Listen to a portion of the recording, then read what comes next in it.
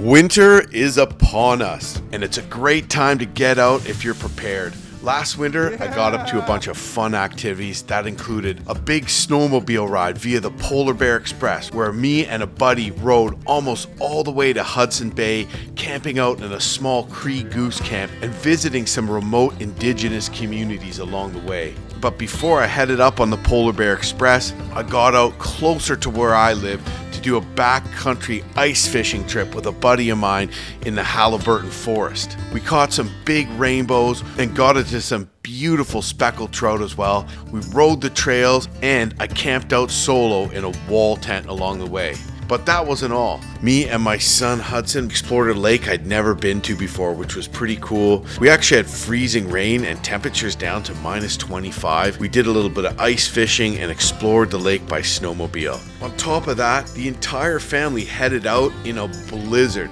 to visit the place that we'd paddled to in the summertime when we filmed our show Home in the Wild with Nat Geo, and spent about 3 nights there in the backcountry on this beautiful lake camping with the kids. It was also the first opportunity we had to visit our cabin in the winter. We'd never been there outside of the open water season, and we were super excited to check it out. I'd done a little research about ice conditions on the lake, because ice can be pretty sketchy through a stretch of narrows where there's current. We also got out and did some ice fishing for lake trout not far from our cabin and had a lot of luck. It was an absolute blast. They were all amazing adventures. And first, we're going to jump into the one I did via the Polar Bear Express. Adventure athlete Buck Miller and I set out on a 1,000-kilometer skidoo expedition up the James Bay coast. Our destination, a remote cape where James Bay opens into the vast expanse of Hudson Bay. But the wild can be unforgiving. We traveled through a fierce blizzard and battled whiteout conditions as we navigated the icy terrain.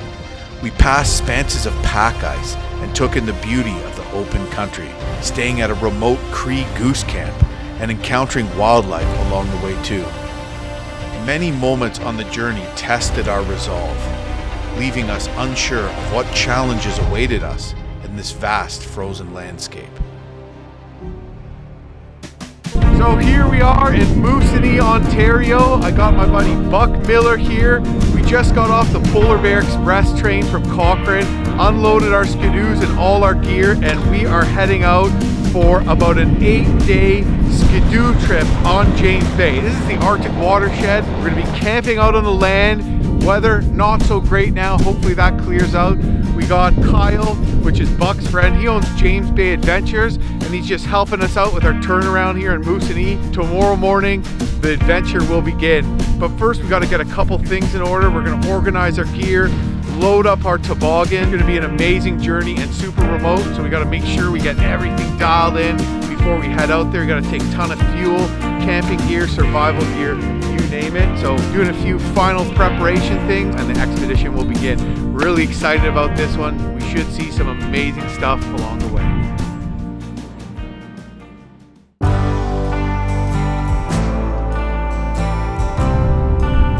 Before too long, we were riding on the frozen salt water of James Bay. Pretty soon into the trip, we realized it was not going to be easy. Conditions were not what we'd expected. There'd been a thaw and a refreezing, and that meant that the soft snow blanket was hard-packed drifts and ice, meaning we could not travel fast, and our machines and bodies were taking a beating. Well, we got her stuck pretty good here. In this deep snow, we were trying to cut across a bay. Real stuck. Look how deep. Waist deep snow.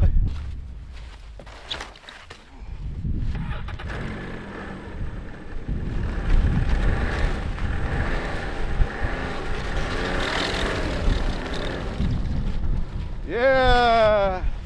I didn't realize that there's like a solid like meter plus of snow underneath this hard packed surface. So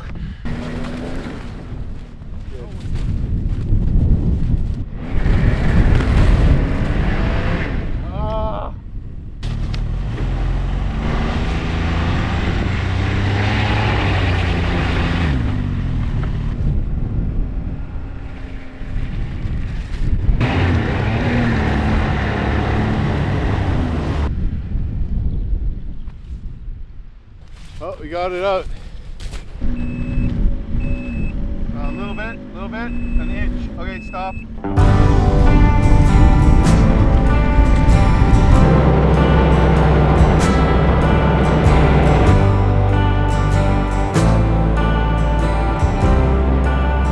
So we made it to James Bay here, and man, it is just a massive stretch of frozen Arctic Ocean. We went through a pretty rough patch with some hard packed drifts, but it's looking a little better. We're more or less just staying left, so it's not particularly challenging navigating, right? As long as we have visibility, it's pretty easy to navigate. As long as we have good visibility, yeah. James Bay is actually part of the Arctic watershed, and we planned on heading all the way north on James Bay to Cape Henrietta-Maria, which is where the vast expanse of Hudson Bay opens up. All right, well, so far so good, and we haven't been eaten by a polar bear yet.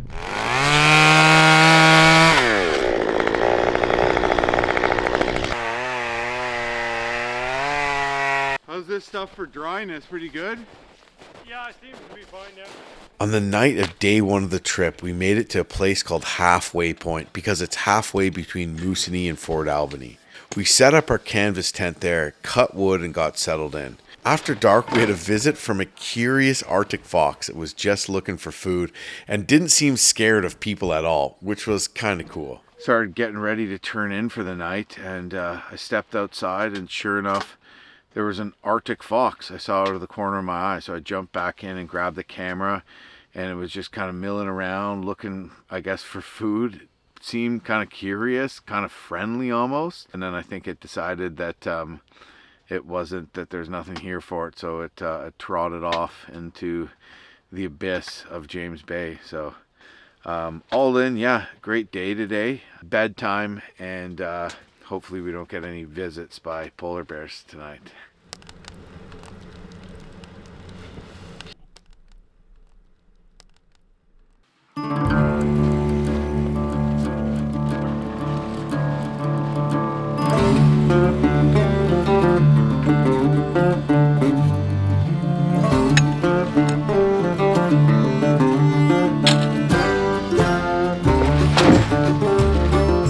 Traveling on the next day, we soon realized that we would not be able to make it to our destination in the amount of time we had. The travel conditions were just too challenging. We tried traveling on land, we tried traveling further out on the sea ice, we tried everything, but everything was just too bumpy and hard. Well, we've reached the mouth of the Albany River, and it's really tough going here, just super hard packed drifts. Tough on the machines, tough on our gear and the toboggans, and we're gonna head out onto the bay a little further and see if we can pick up some better travel conditions, because we can only go like 25 kilometers an hour through this. In typical travel conditions for this time of year, we would have been able to ride at much faster speeds.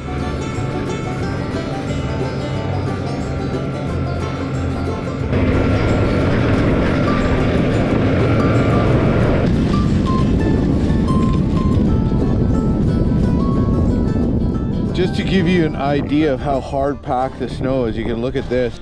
This is what the wind does. And that could be 3 feet deep there. And that's just from the wind. Strong wind here. If there's one piece of gear I wish I had on this trip, it's the Suunto Vertical 2 smartwatch. And I'm gonna jump back to my home woods here to show you what it can do in the cold. Just out for a little stroll here in my home woods, and I have my Suunto Vertical 2 smartwatch along with me for the journey today. The built-in flashlight is great this time of year when the daylight hours are short and you're always doing something in the dark. And the battery life is a big deal. Cold weather drains a lot of batteries quicker, but the Vertical 2 is built to keep going. I've been wearing this watch for over 60 hours with the GPS mode on, and I still have 9% battery. They also upgraded the screen to a 1.5-inch AMOLED display with a sharp 466 366 by 466 resolution. It's bright, and the watch is tough, tested to military standards, so it can take the bumps and knocks that come with snowmobiling, chopping wood, or hauling gear around a winter campsite. But the feature I use the most is the mapping. You can pull up detailed maps right on your wrist, zoom in and out with the touchscreen or buttons, and instantly see where you are. You see me wearing old school watches or sometimes no watch at all on my trips. But now, on my winter adventures, you'll be seeing me wearing the Suunto Vertical 2 on my wrist. If you want to check it out for yourself, there's a link in the description.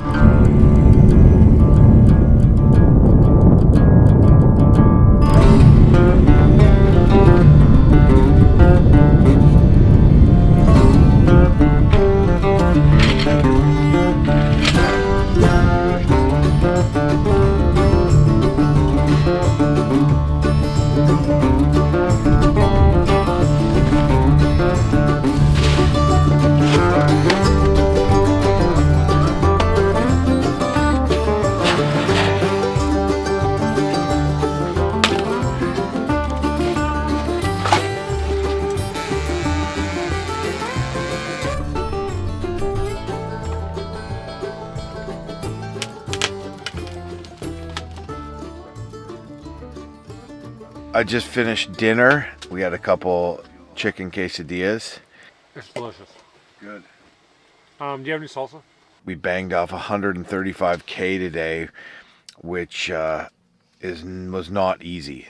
Travel conditions on James Bay are just super bumpy. It's hard on the machines, slow going, hard on your body too. But we still managed to make it 135K, but with all our stops and everything, our average speed was only 16 kilometers an hour. Really nice and cozy here in the tent, and tomorrow is another day of adventure here on James Bay.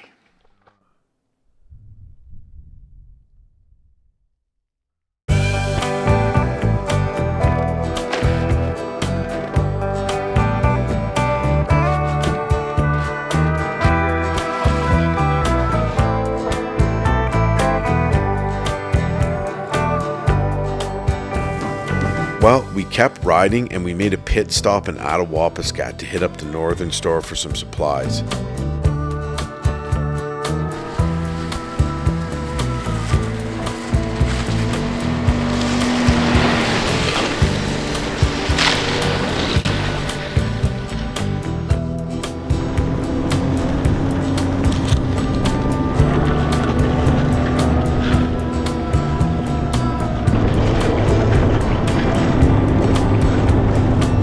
My lunch break today.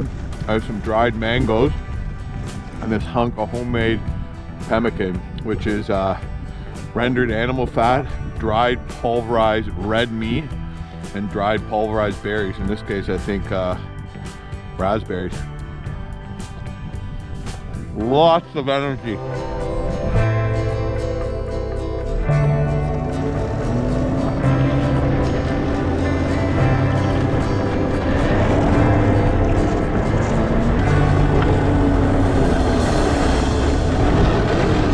Well, here we are in Attawapiskat.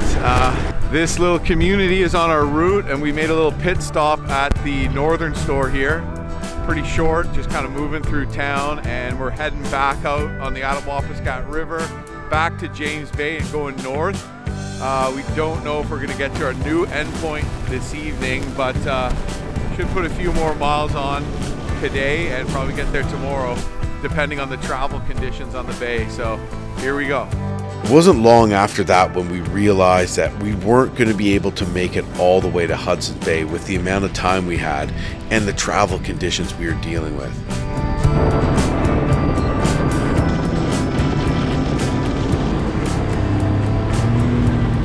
But we got to spend some time in a cool spot, a remote Cree goose hunting camp near the Swan River. So Buck and I were following for some tracks for a bit. We are headed for a cabin and just a remote camp that we've been told we can use, but looks like the tracks we were following led to this cool little tent frame, and it's covered in a tarp right now. It's clean.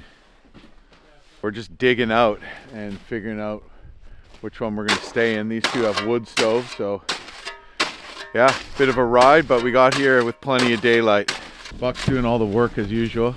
Buck and I hung out at the Cree goose camp for a couple nights and talked about different options. Well, this is gonna be home for probably a couple nights, eh, Buck? Yeah, sure. We decided to make this the end point of our trip with the beating our machines are taking. So we're basically gonna stay here and explore the Swan River and do a little fishing and some bird hunting in the area. But we've got some good firewood here, and it's gonna be a cozy place, and we don't have to set up the tent, right? Yeah, it's gonna be sweet. Yeah. We explored way up the Swan River and did a little ice fishing, though because the ice was so thick on the river, we couldn't really find any spots with much water under the ice before just running our auger right into the bottom. Well, we have been traveling this river for a little while. We went up a ways and came back, and we tried a whole bunch of spots, but every time our auger went right in and hit dirt, and there's literally no space or less than an inch of water below the ice. You know, it's tough. These rivers are shallow, and unless you can find the holes, it's hard to find the fish. But we did have some water back at the first place, so we're gonna go try that. And it's just cool traveling the river. Saw some wolf tracks, saw some wolverine tracks, and we figured we better cut some wood to replenish what we burnt back at the camp. So anyways, yeah, we're just gonna see if we can't catch a delicious speckled trout for dinner. I still have some hope. It's getting to be a good time, so fingers crossed that we can get something with only that much water below the ice. We fished a bit in less than a foot of water and didn't come up with any fish, unfortunately, but it was really cool exploring up this river a ways. Well, we've been out here for a while, and we tried 4 other spots upriver, and this is the only place that we could drop a line. Everywhere else we like augered right into the mud. Unfortunately, no fish. We had pretty high hopes, but we also in the back of our minds knew it was going to be hard to find a good hole. That's a little bit disappointing, but I don't know, somehow it was just a phenomenal day anyways. What do you think the odds on us catching something now, Buck? Pretty low? I think low. We'd have had it by now. Yeah.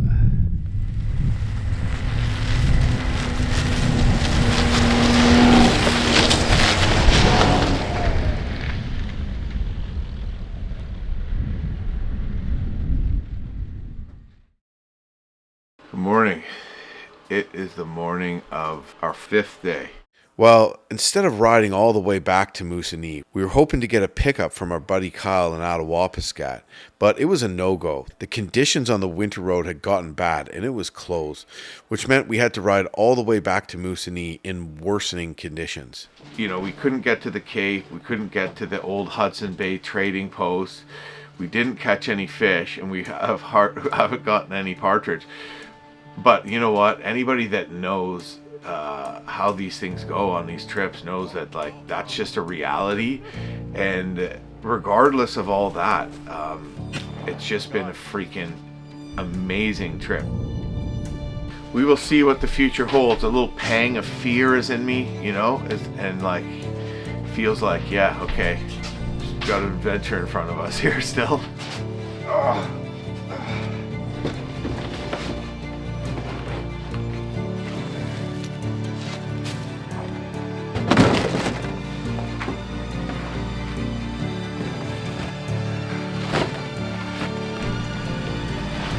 So we had to pack up in a hurry when we realized we didn't have an exit point at Attawapiskat, but there is Fort Albany, which is a ride in on the Albany River from the bay, where Winter Road goes to, you know, the same road from Moosonee. So we might be able to make it and get a pickup from Fort Albany if our sliders are still good. I can't imagine conditions on the bay would be any better, but anyways, yeah, so we got packed up in a hurry and we're just about to peel out of this camp.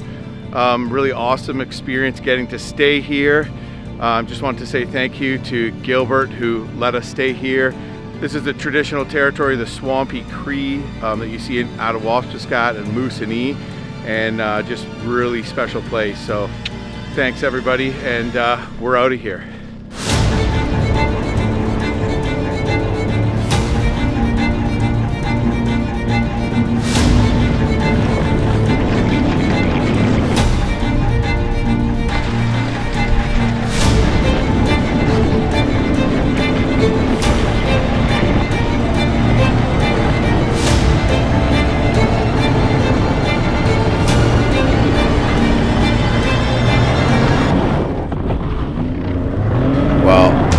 long past Attawapiskat, instead of riding way out on the bay, we decided to ride along a hydroslash, a remote swath of land that connects Moosonee to Attawapiskat.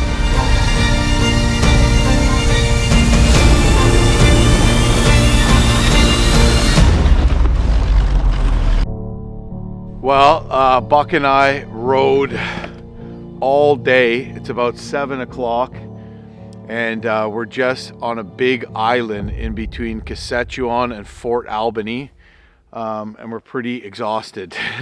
We stayed in the willows, and we rode on the power line and stuff for a long ways and stayed off the bay. So tomorrow we're gonna basically try to do the same thing, but we have a big long day, and we don't think we could ride on the bay, which means we might have to follow the power line. And if we do that, there might be no broken trail. So very, very deep snow. You burn a lot of fuel and it's tough riding, but we won't know until we get there. We're trying to catch the train in Moosonee on Friday.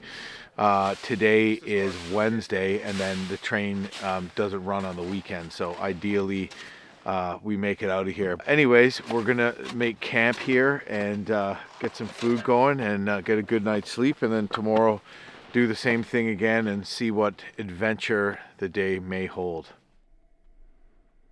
Well, it is the morning of what might be our last day. It just dumped snow last night, howling wind. I couldn't sleep and the tent was like shaking, but the winds died off and it's still snowing. So that might make our travel, if we travel on the power line to get back to Moosonee, we have about 150 kilometers to go to Moosonee. So if we travel on the power line, that might make it even more challenging.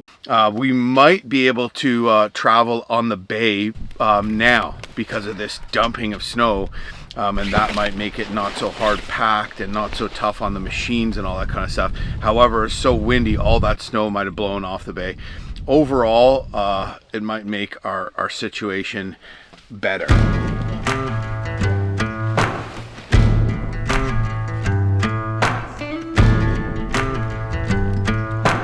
Think we're gonna make it today, Buck? I think so, yeah.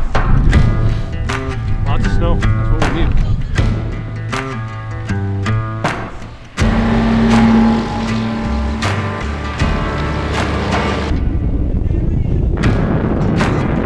We dealt with pretty much blizzard conditions, but we pushed on, and after a long ride, we made it back to Moosonee with plans on completing another journey in the area the following season. We found a little cove along the tree edge here, and we need to refuel. I was almost out. Do what it's gonna do, Jim. Thanks, buddy. Took a little pemmican snack break and some tea, and yeah, blizzarding.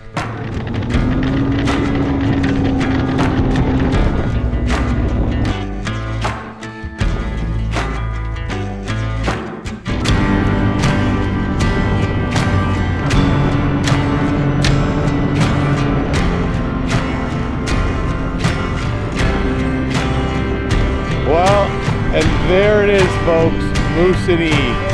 We just pulled up onto the Moose River and we see town in front of us. So I think it's safe to say we did it.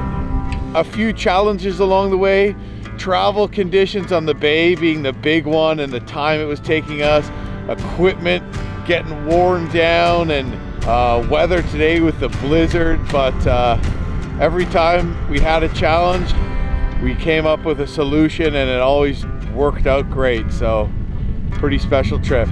But in the winter, I do other trips as well. I love to get out there ice fishing. And one of the first things I did that winter was a backcountry ice fishing trip where I'd meet up with my buddy Steve Lukacek, who actually guides ice fishing tours in the Haliburton Forest. I'd camp out alone in my wall tent, cut wood, cook my food up on the wood stove, and head out in the day ice fishing with Steve.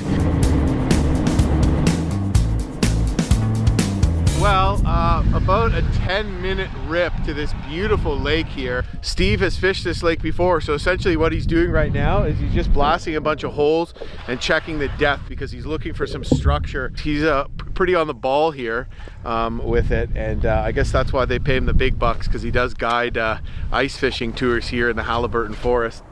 So we're using a small Williams wobbler. We use a lot of small spoons, just like this little Williams wobbler. And then we'll cut you a little salty tail. Nice.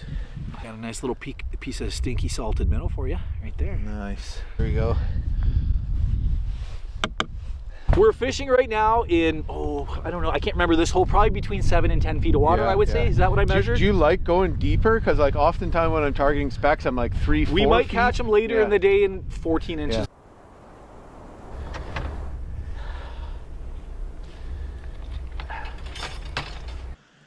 We are running and gunning here. We've been here for about 20 minutes. We don't like it. We're going to a new spot. I'm not feeling it, man. With these kind of smaller lakes in these systems, they're either there or they're not. I do a lot of run and gun fishing. We've spent about 20 minutes here. We're not seeing bites. We're moving. We're out. We're out. North can run along the way. Oh yeah, he'll have a great time. North needs a run.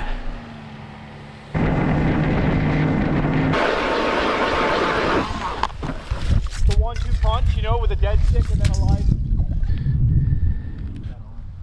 I haven't done anything, man. I just want to get the fish. Yeah. I'm gonna. Oh, another one. This fish till I. Oh, just a matter of time here, buddy. Didn't take us long before we had some luck and we smashed a couple beautiful rainbow trout through the ice, and we ate the roe right on the snow with some spruce tip salt. It was delicious. Oh, yeah. You said there was big rainbows in here. I told you, some of the biggest year-class Nice, rainbows. Thinking that's probably lunch. Sweet, yeah. Huh? Beautiful. That's a nice fish. Can I do that? Rainbow trout roe there. Sure, I'll try some.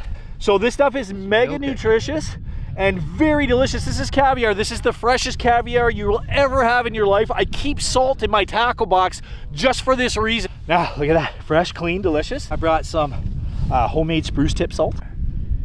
But it's just dried spruce strips with, and then you just added salt to it. Really good coarse sea salt. I throw that in a little spice grinder, you know, just like a coffee grinder, whatever. Right, I have one that I use just for spices and rock and roll. Rainbow roe, cheers. Forest, sometimes it can be annoying. It's Oh, right. He's on. Jim's on the jacker. Yeah, brother. That's a good one. You got him. Good size. Yeah, man. Do you want me to come in with you? I think I'm okay. Just get his head through. The jaw jacker's paying out today. Are you okay on your own? Yeah. I can come in and help you, man. Look at that thing. Whoa! There's a fish. Look at the Jimi Hendrix purple haze on that side, dude. Look at that, and just with a live worm. There we go. We fishing the jaw jacker, and boom, we nailed another beauty rainbow. This is a male. You can see that kind of that curve there, kype there. But yeah, what a beauty, and good fight too. Yes. We pulled in 2 beauty rainbows and then it kind of slowed down a bit. We're gonna try another spot and Steve's gonna take off and I'm gonna be on my own out here and you know, set up my my hot tent and cut some wood, and then I'll be off exploring this area tomorrow and hopefully getting on some more fish. So far so good, and I'm gonna have a nice meal tonight.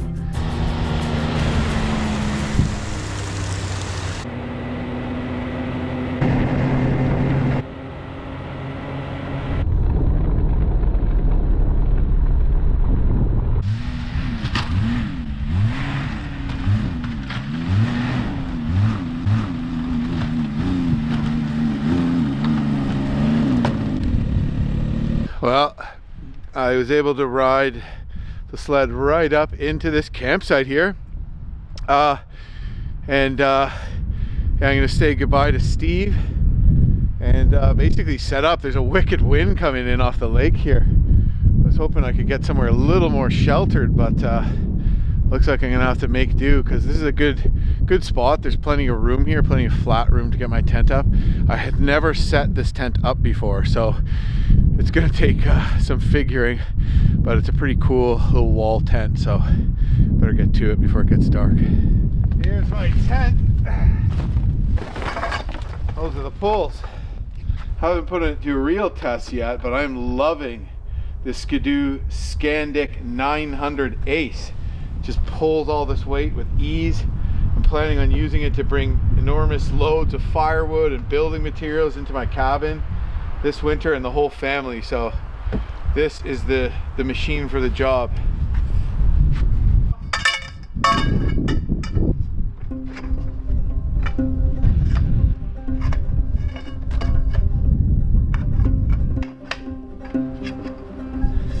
starting to look like a house. Oh, oh. So close, so close. Ah, son of a... Why is that so much higher?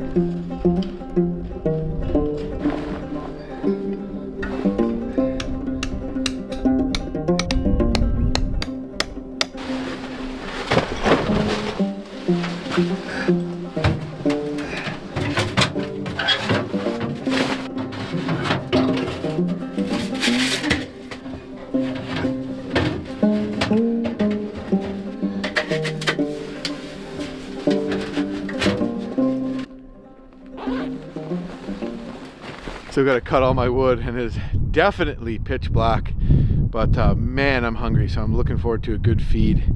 Steve almost took off with our fish, so fortunately he remembered and passed it off to me, so I'm going to eat fish and steak tonight. Oh, I can't wait, but I got to get that wood stove going, so it's a little bit more work to do.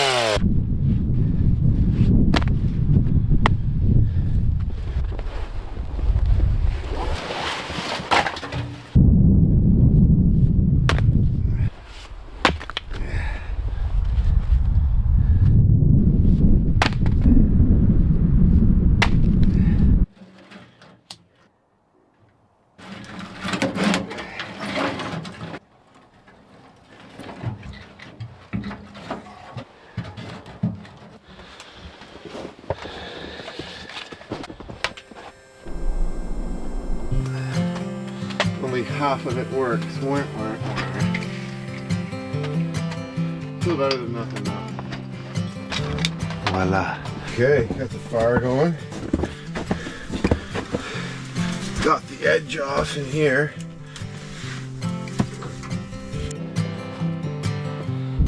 I like this tent. This tent was the tent that the family used when we were filming the show Home in the Wild for Nat Geo, but I have not used it since. We didn't use poles in the show. We used logs, like wooden poles that we cut.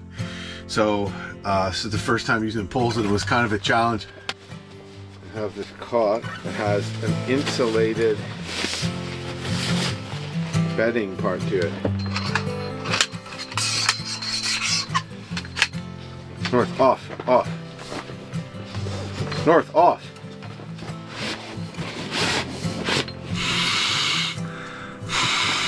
Like this. So yeah, tomorrow we're just gonna explore a bit. Steve knows the area pretty well, so it takes away some of the guesswork, but I got my eye on a lake that I want to check out.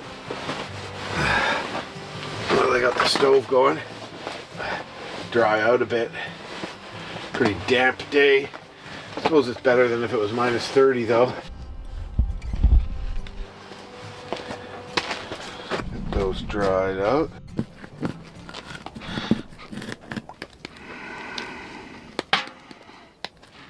Man, did that rainbow trout ever taste good when I cooked it up at camp that night. Just waiting for that pan to heat up. I want the fish to sound psh when it gets on. Speed up this process here, baby. Yeah, there we go.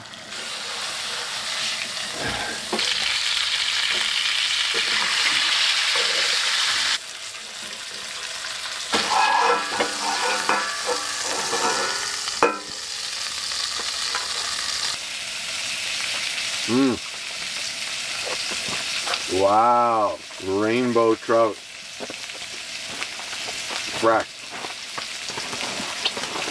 Wow. Old Bay, killer.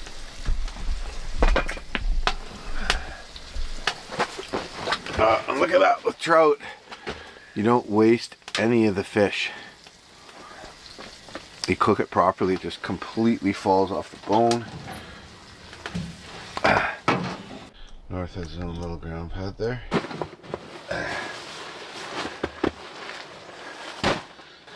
Ground pad seems very comfy.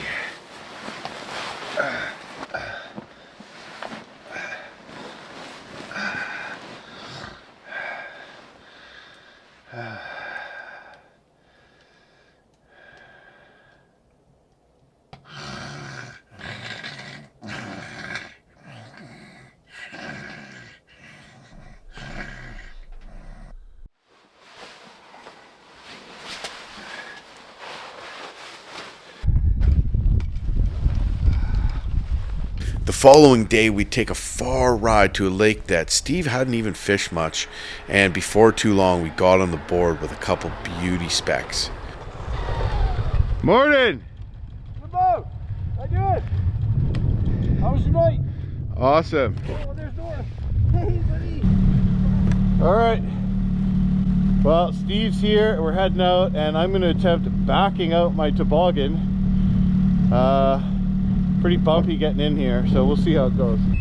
What a good boy.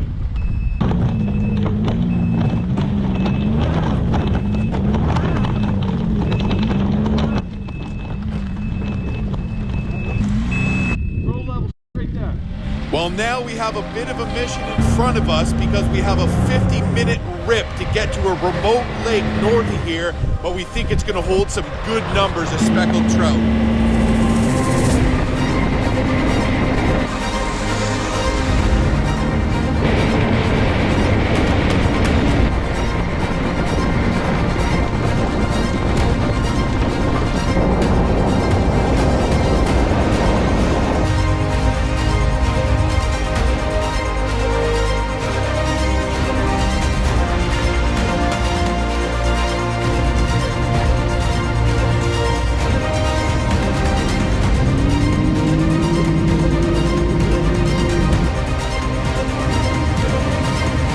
Speckled trout, or brook trout, are one of the most beautiful trout in the world and one of the best eating as well. For anything like over, like we're fishing shallow right now, I've caught Lakers on those years ago. when we fish deeper later for Lakers, we'll get into some of the cast masters. Okay. It flutters a little, but they're so heavy, especially on a hot bite. Yeah. They just drop so fast. For now, that little wobbler is perfect. Nice.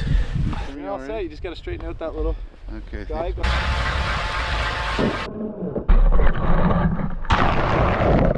A couple turns up off the bottom because the tip's going to come back down. Don't forget, you got to do a foot more than you need to, than you think you need. Then it comes down, and there's a little catch here. It's like setting a trap, a bushcraft trap. Yeah, and then that goes in there, and that's your trigger. And then that sets the hook. Yeah, and Well, this thing's doing great for us. it's the tension of the rod that sets the hook. It's not Right. mechanical. True. So this becomes a legal apparatus.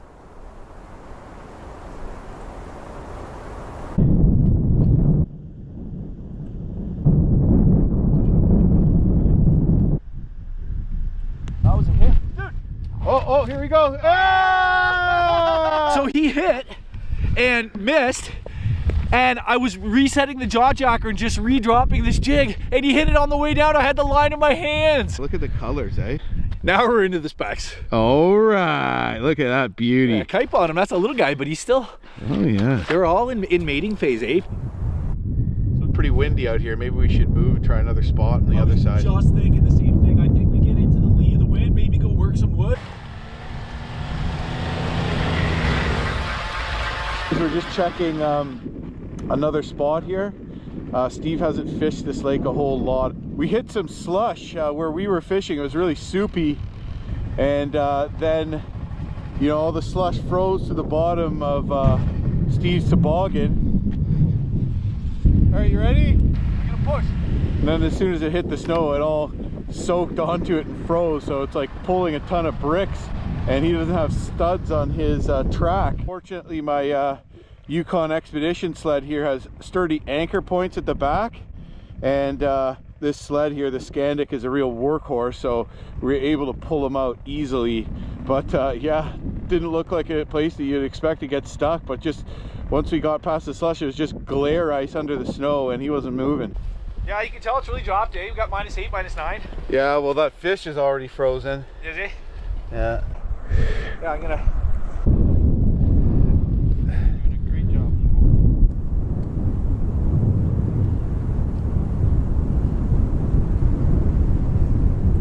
I think we're gonna move on. We fished this spot for maybe 20 minutes, half an hour.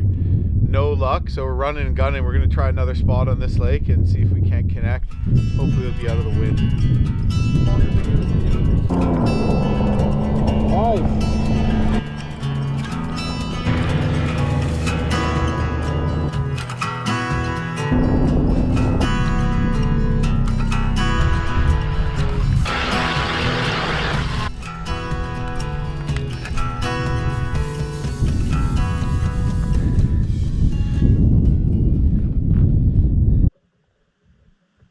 There's a good layer. Oh, got another one. Oh, my rod's frozen.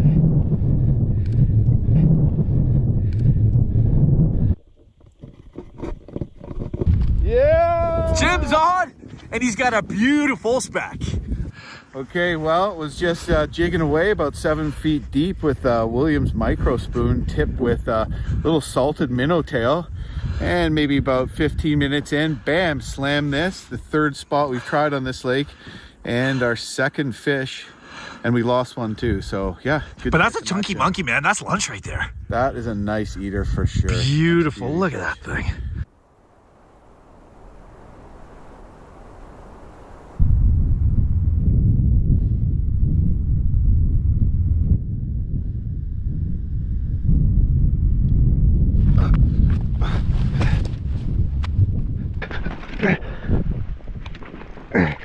Yeah! Woo! Oh, look at that, baby. I got this on the set line, which was a jig head and a worm. And I basically had to drop everything and run over there and grab it. But that's a beauty. I'm gonna let that one go. So I'm just gonna cruise around the corner and we're gonna get a little fire going, have a nice little shore lunch. And Steve went over there to check that spot out, probably because he was jealous that he wasn't catching anything, I don't know. We're gonna put a couple set lines in, have a nice delicious speckled trout lunch, and probably start fishing, jigging over there again too. So yeah, pretty awesome. Feeling pretty hungry, I got a fire going, and we'd forgotten a frying pan. So we decided to do it the old-fashioned way, cooking up our trout on sticks.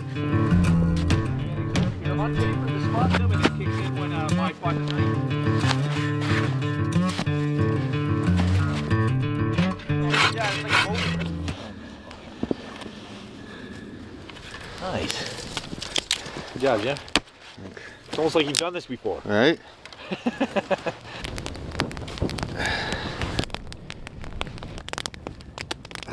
Got a better knife. I was a little worried that the trout were going to be not that good because we had to cook them a little faster than we'd wanted to ideally. You know, so we dealt with some parts that were kind of charred and some parts that were kind of raw. In the end, the fish was absolutely delicious. Just so good. Steve thought it was delicious too. I highly recommend cooking trout up this way. I call it fish on a stick. Oh my God, how is this good? I thought it was gonna be half burnt. Because we cooked it so fast, eh? Like we didn't... Man, I got no complaints, Jim. I'd hire you as a chef. Even this part that looks raw is phenomenal. So good. And no, I put no seasoning on mine at all, and it's like one of the best brook trout I've ever had. I think it's just the smoky flavor. And it's so smoky because we cooked it over like open flames and a ton of smoke pouring out, and it's like in the meat, man. It tastes so good. We've been eating them like a cob of corn. Chowing them. All right, well, I'm gonna jump on the sled. We peel out of here, and hopefully it's not pitch black by the time I get back to camp. I think we'll be all right. Yeah, good. Now, if we got it now, and I gotta pull all those lines yet. Right. I'll start doing that. If you can break this, yeah, I can go. I can put that fire out and such. Okay.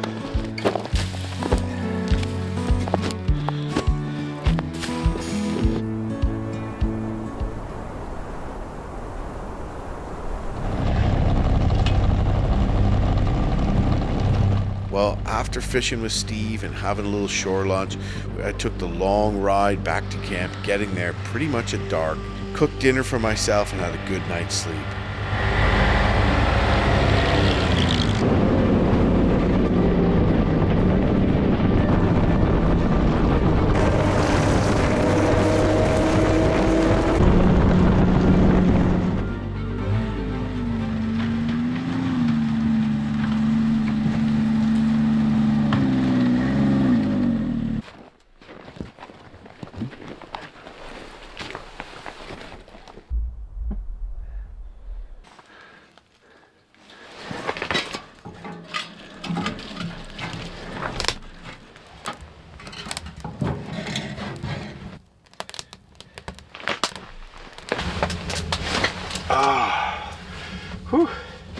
Pretty big day today, but it went by quick.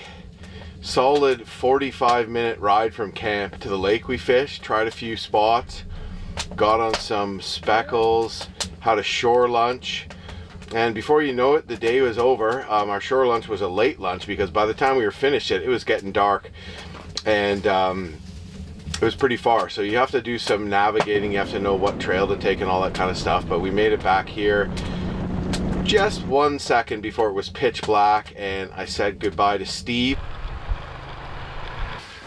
I ate that big trout not long ago, to be honest with you. I'm not that hungry, but tomorrow I gotta break camp and head home, but I think I'm gonna do a little fishing out here on this lake.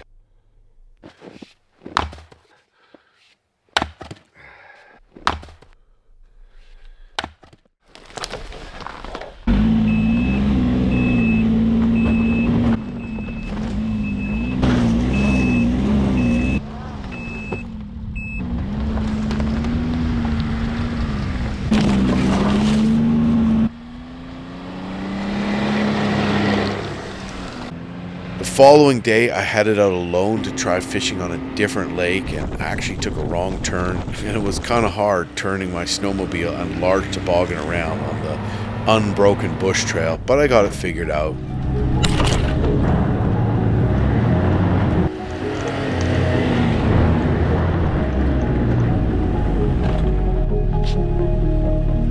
Well, I'm on a bit of a wild goose chase here.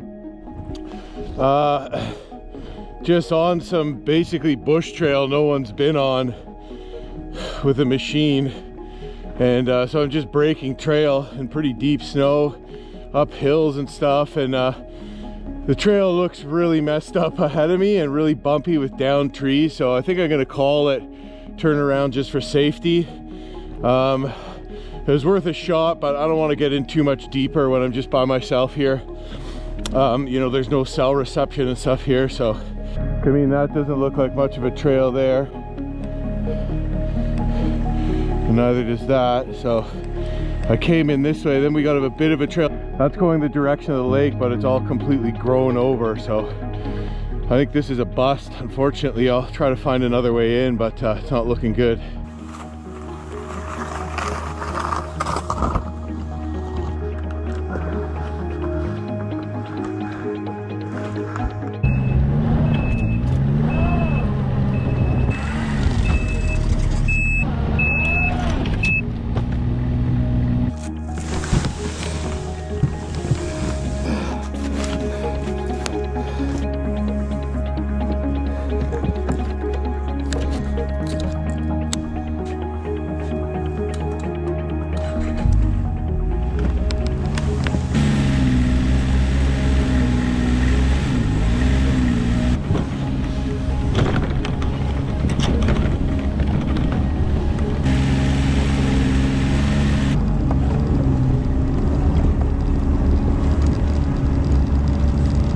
Well, that wasn't too bad. I made it out of there.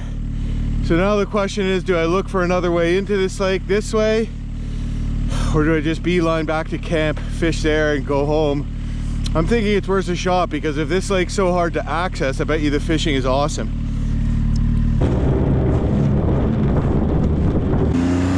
Wrong way, turning around.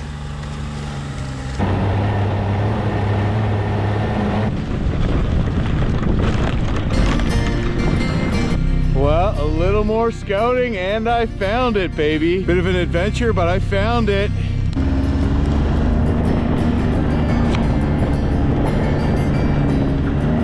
Oh yeah. Oh yeah. It looks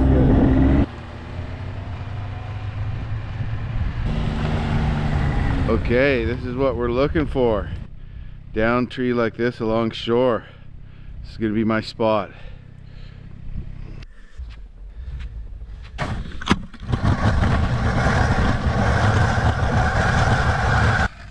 Well, I didn't have luck fishing the next day, but I gave it a good shot and I traveled home to meet up with my family.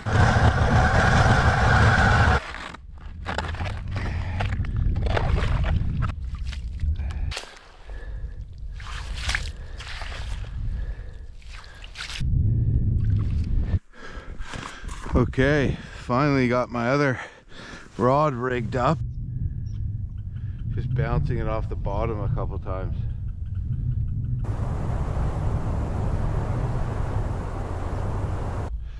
Well, I think I'm gonna move, try one more spot, and if that doesn't work, I'm gonna pack it in. It looks like all my searching for this lake kind of made me miss the prime time, and also the pressure has changed substantially since the last couple days, which usually means the fish take, you know, a couple days, if not 3 days, to adjust to that. So a couple things working against me here. Yeah, it was confusing because there's 2 trails marked to this lake. I thought there was only one, so I didn't know that, you know, there's any other options except where I was going. And who, you know, obviously that trail that I was on at one time led into this lake, but it turns out there was another way in, which I was not expecting. So I just had to do some more scouting and searching around and stuff like that, which was a bit of an adventure, but I probably would have had a fish on the ice if I'd done that. I mean, when I put my tip up in, as I was rigging up my other rod, I had a hit and my flag popped, but unfortunately it wasn't a hard enough strike, so I never hooked up. But that was probably sort of the end of the morning bite window.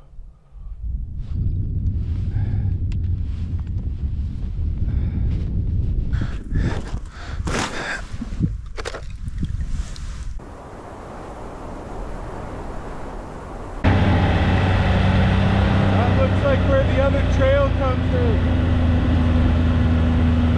Yeah, it looks like a dog show.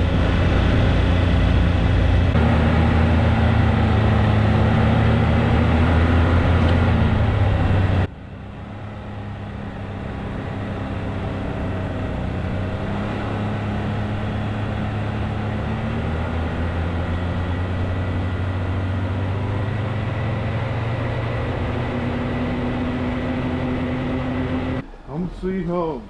There's been a murdering of crows in the area. That's the name for a large group of crows. This is where I left the fish because the stove was cranking pretty good when I left, and the inside of my cooler probably wasn't too cold. So I left it up here. I covered them out of sight. I left the fish on the roof of the tent. You hear those ravens and crows in the background? Not bad at all. Coming home with something. Well, what the heck was that? Couldn't find my way into this lake. Had to turn around, hauling the toboggan, crazy trail.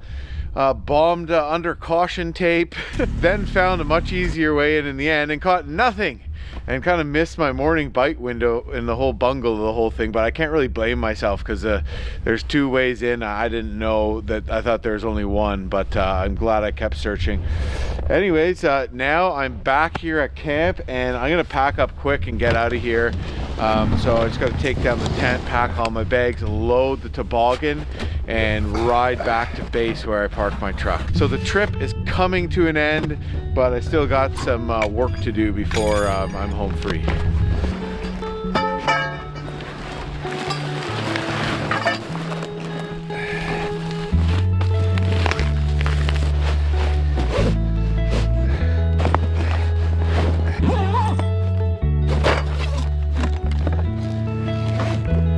Got the tent down, everything packed up. And really this trip is about getting out there, slamming some fish, but also trying out some of my new outfit before I take the family into some remote areas. So I put my Yukon Expedition sled to pretty solid test, and neat to visit the Haliburton Forest. You know, this is the largest non-government owned wildlife preserve in Canada, which is pretty cool.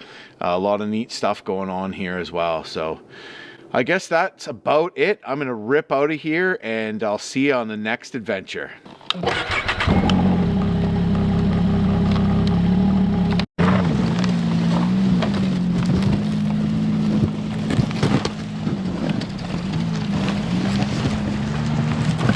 Well, my wife and I quickly packed for another trip. We all wanted to head out together to explore a lake that we'd actually paddled into in the summertime, where we were filming our show Home in the Wild with Nat Geo. We'd never been there in winter, and we thought it'd be a pretty cool place to go with the family. So we got everything ready. It was pretty interesting this morning. We couldn't get out of our driveway with our trailer because it snowed over a foot. Snowmageddon. Tori and I had to dig out. You have any words, honey? Cancel. We had to plow in front of the truck. It was a big thing. It took a long time. Anybody that watched our show Home in the Wild on Nat Geo, we paddled in portage into the lake that we're going to now. So I've never been there in winter before, and hopefully this weather gets a little bit better because, man, it's pretty chilly and windy out here. Well, as we travel across the first lake on our route, it was pretty much a whiteout. The winds were howling and it was below -30, but we were all bundled up and ready for the adventure. Stopped along the trail, but this is from a moose eating the inner tree bark. It's something you see late in winter because it's not really their first choice of food. Usually anyways, I've seen it earlier in the season. These are the tooth marks from the moose.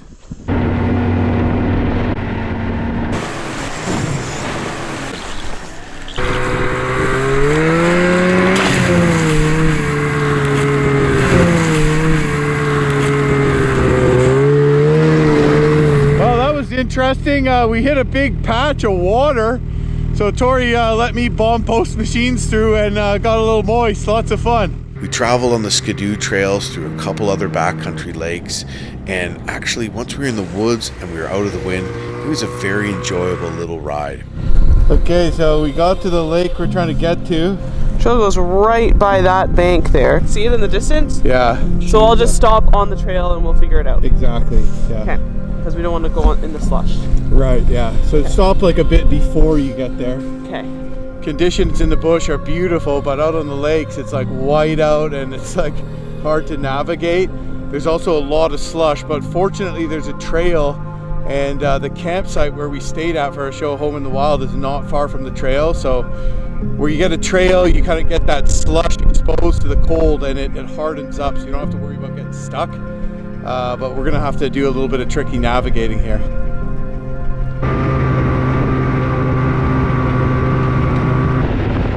When we finally got to the lake that we traveled to by canoe, we realized slush conditions were pretty bad, and we had to break through deep slush off the main trail to reach our campsite, which I bombed right up onto. Okay, we're gonna give her.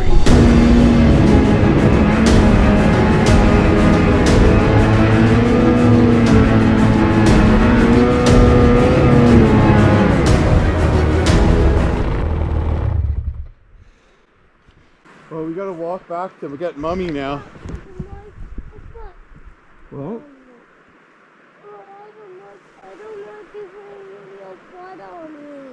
oh, sorry, bud. Okay, well, sure enough, I got up onto our site. I just went and tried it out. I told Tori I'd break trail, but it looks like I overshot it. I did a little too good, and I had to stop quickly. Was that fun, Huddy? Hell yeah. But this is our spot where we camp for Home in the Wild. So this is going to be our home tonight. But I think I'm gonna walk back and get Tori. You ready to walk back, Huddy, and get Mummy?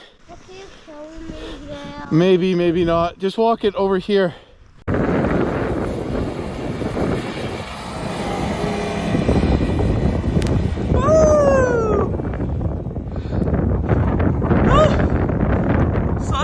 slushy.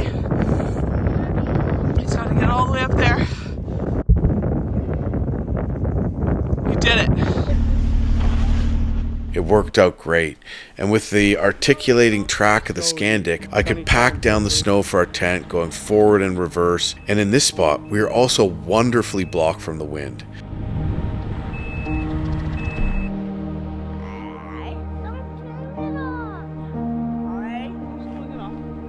Huddy, what are you drinking? He said hi, eh? Les, can you say hi to the camera? Happy boy. Wind's picking up. Thank God we're blocked from that. There is a wicked wind ripping through here, and we're somehow, thank God, blocked by it, or else this would be extremely miserable. So we got our tent set up, got some wood cut, and got some hot chocolate in the kids, and before long we were snuggled cozy in our tent having a nice bite to eat.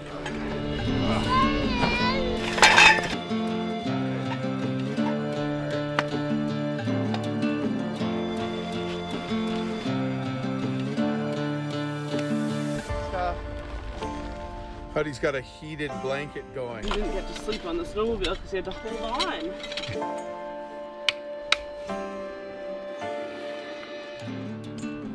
Yeah, I could probably hammer these in actually.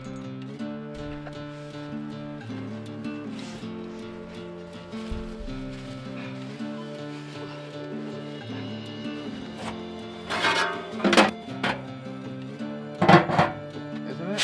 I don't know.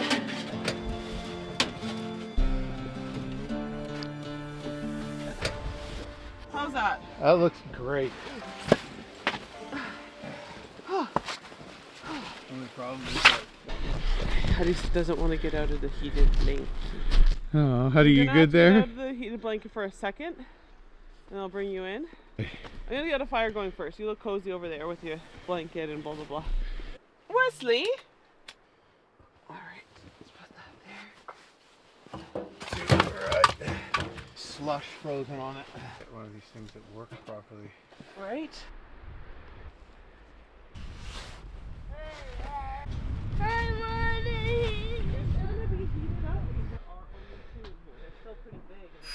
Oh yeah. Inflator pump. Game changer. Sure. Really? There's some. How's that? Yeah, we close it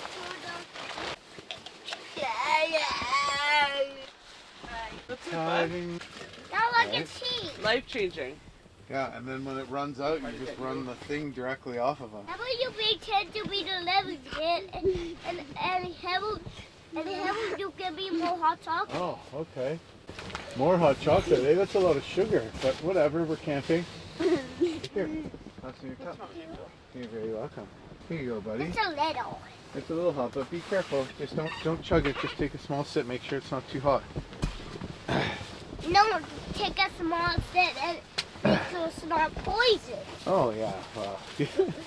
Said you. And why not? Whoa, yes. I didn't know that much more could fit. Tell us about what happened when we drove through the big puddle.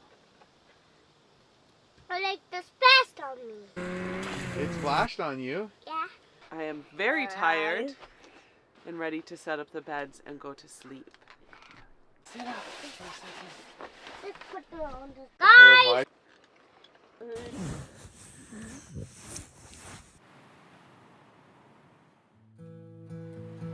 We explored the island that we were camped on by snowshoe. Hudson and I actually crossed the entire island and collected some pine cones along the way, found another campsite, and checked out some beautiful trees.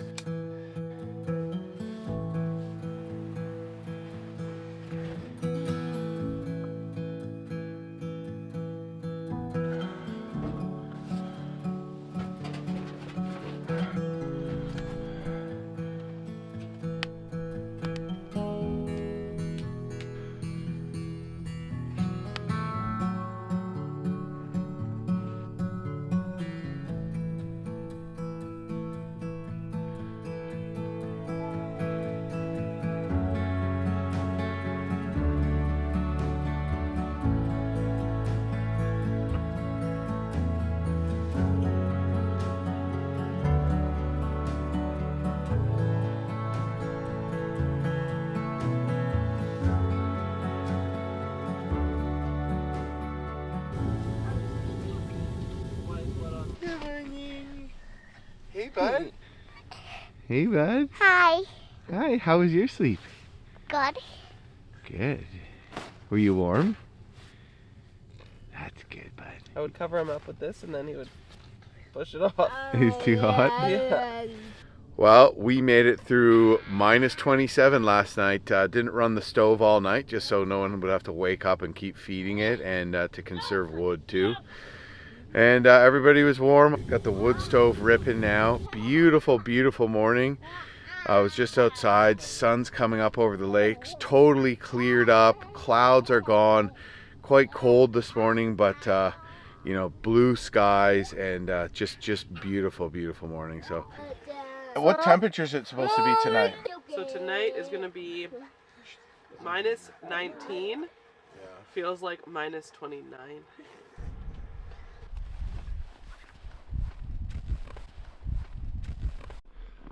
It's a nice day out here. I love you, Morris.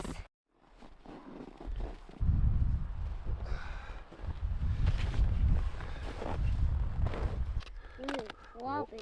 Waboose.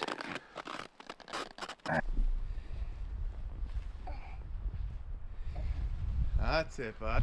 Yeah! Yeah, snowshoeing. Good job.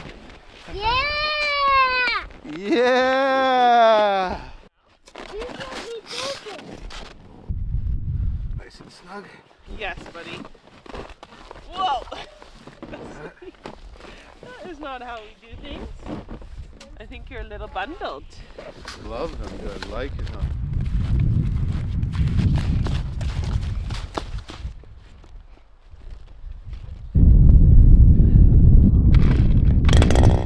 We also did a little bit of ice fishing, but the weather was not very nice. It was very windy, and we were really restricted as to where we could travel because of the heavy cover of slush on the lake.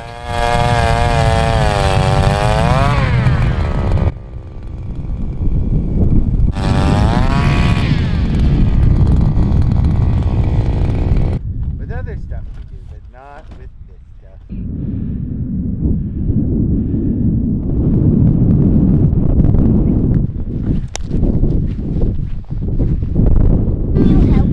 You're my helper. You're such a good helper. Maybe a couple chairs. Grab a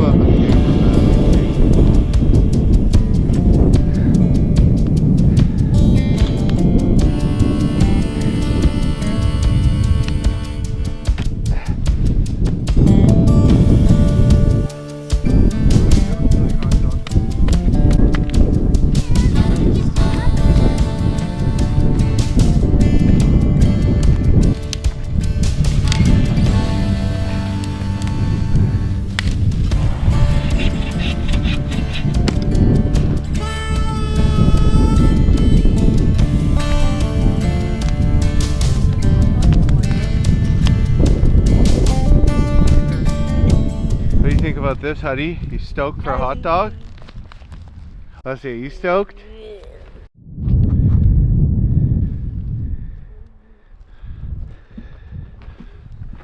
I'm a smoke maker, guys. Guys, I'm the smoke maker. Yeah.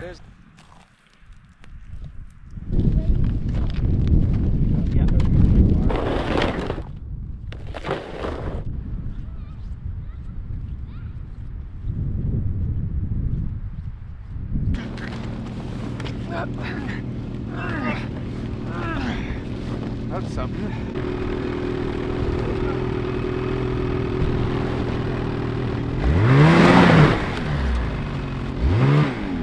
What kind of bed set up for Wes? Okay. Wesley is taking a nap. He fell asleep, and me, Tori, and Wesley, so Wesley's taking a nap. He fell asleep just coming up the hill on the toboggan. So me, Tori, and Wesley are going to do a little bit of a snowshoe tour here and explore the island, but also just look for any wood. We brought wood with us, but not enough. The stove's bigger than my other stove for the tent I was in with Huddy last week, and you know, it just burns more. We brought as much wood as we realistically could, but could use a little more. So yeah, we're just going to go for a trek, check out this island, and look for some wood, and we'll see how it goes. The fiddles. Yeah. Did we put those there? What? Did we put those there when we did the TV show? I think they panned to a shot of that. I think we did. Maybe eagle dropped them. There's a shot of that in the show. Cool, eh? Oh. This is a bald eagle feather. So those feathers, I found one, an eagle feather, and I pushed it into the stump there when we were here 3 years ago shooting our show Home in the Wild, and it's still there, except there's 2 more. So it looks like other people added feathers to the same stump, and there's actually like a beautiful shot of that feather sticking out of the stump right at the end of the scene where we have a little fire here and eat breakfast right in this spot. In the summer, things look very different.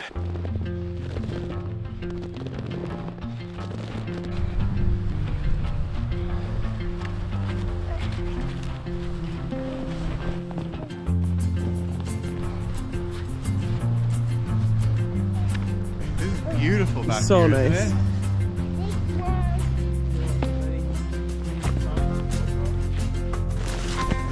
Huh. No wind here either, eh?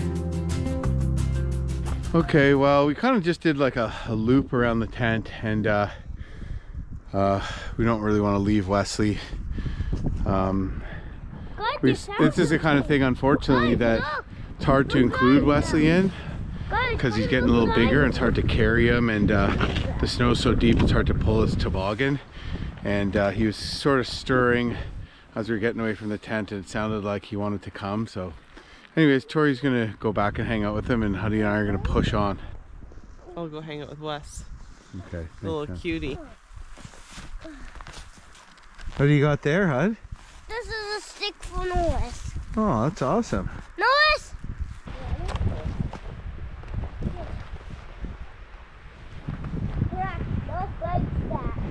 Norris likes it. He does like it. If you go to there, yeah, it's better. Okay. Yeah, Alright, well, enjoy your walk. I will. Bye. Love you. You can do this, Norris. Look at these snow drifts here. See all these cool lines in the snow? That's all from the wind. Well, slim pickings for wood on this island. Huddy, can you make up this hill? Slim pickings for wood, but beautiful island. No hardwood though. Yeah? You can do it, buddy. Help. You want help? Do you think you can do it all by yourself? Try. Try all by yourself. Never give up, Huddy. Huddy can do it. Huddy can do it. Come on, bud. Come on, buddy. All by yourself. 1, 2, 3, 4. Oh, he's doing it. 4, 5, 6, 7. Yeah! Oh my God, you must be so proud of yourself, bud. Good job. Hey, bud. You don't want a nap? Yay. Okay, well, I came back to hang out with you.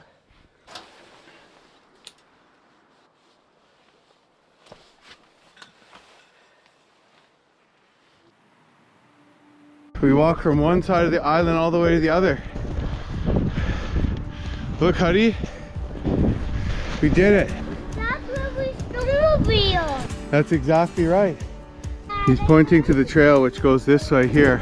We're gonna ride around the sleds today, but figured we'd cut our losses because there's a lot of slush and there's a lot of deep snow and slush on this lake. So what we're gonna do tomorrow is we're gonna gun it through the slush back to the trail, jump on the trails and take a longer route back to our truck just to explore some of the country northwest of here. Oh wow. Yeah! Woo! We made it to the other side of the island.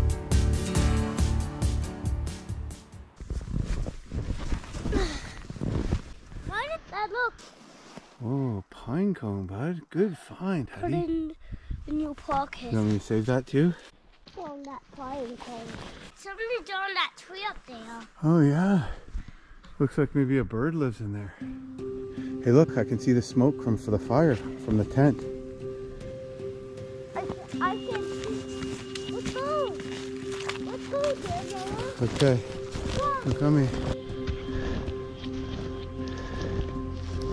Hudson walked all the way back and even led the way for a part of the way.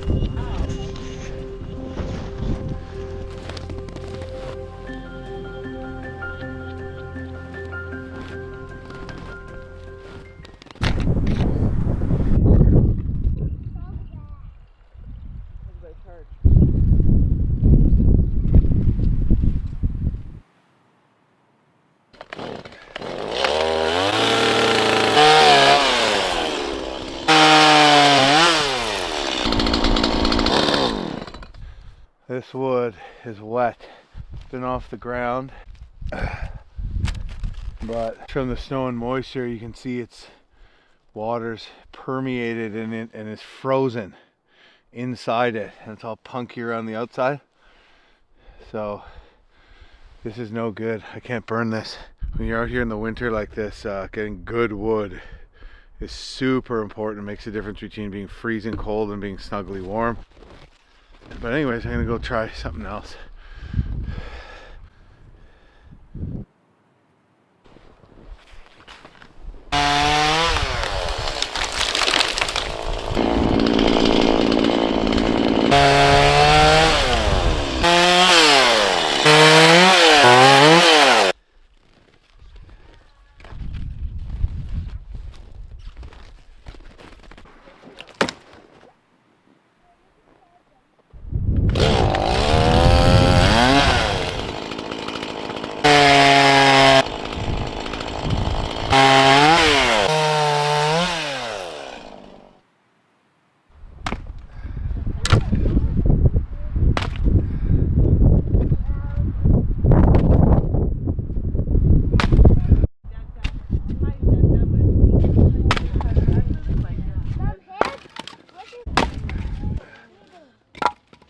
This is a shitload of wood here, though. I love when it's like too hot in here. Right?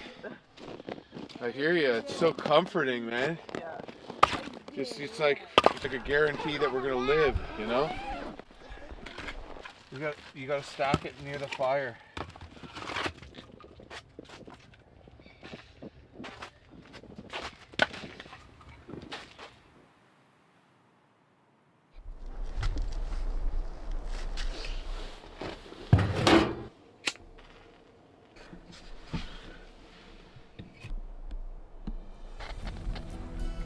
Hi, Leslie.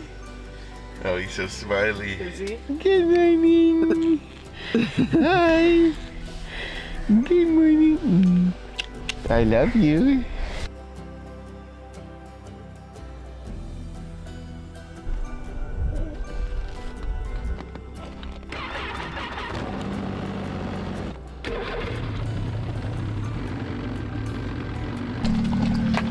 You little baby moose. You little cutie. You little cutie. Why is not saying?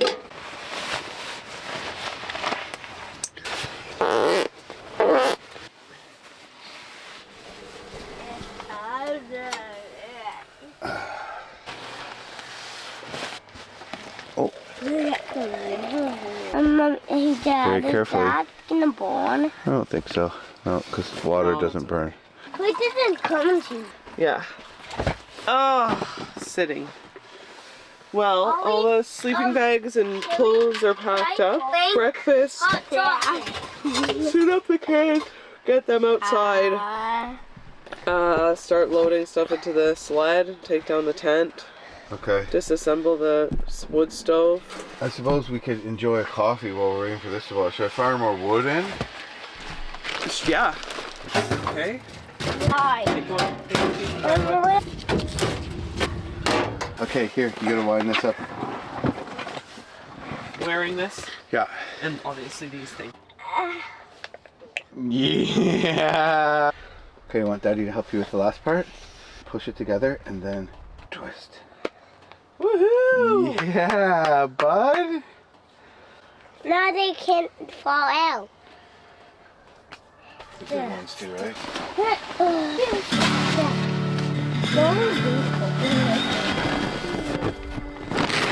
Are you helping? Yeah. Yeah, alright.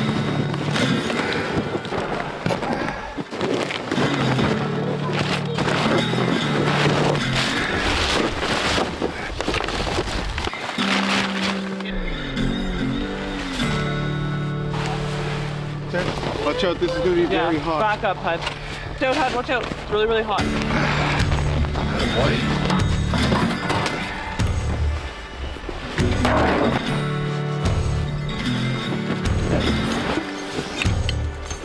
Oh, you got it. Here if you want. Oh yeah, you guys can Oh yeah, small lady bag. I'm smoking, guys.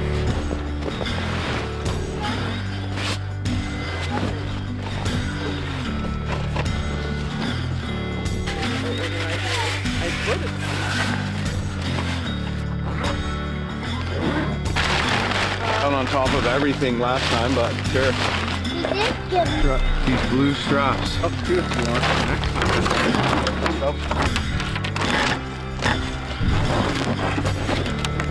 Do you think that's good?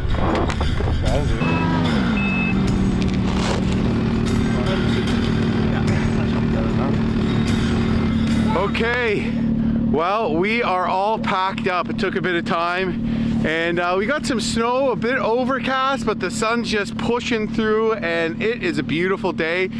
Pretty chilly, but we're dressed for it. And we're about to peel out of our campsite. We're not too sure what the conditions are gonna be like. On the way in, really deep snow and slush. So I'm gonna go first and just try to break the trail, see what the conditions are like, and then give Tori the thumbs up if she feels comfortable doing what I just did. Once we're back on the main trail, we'll be good to go.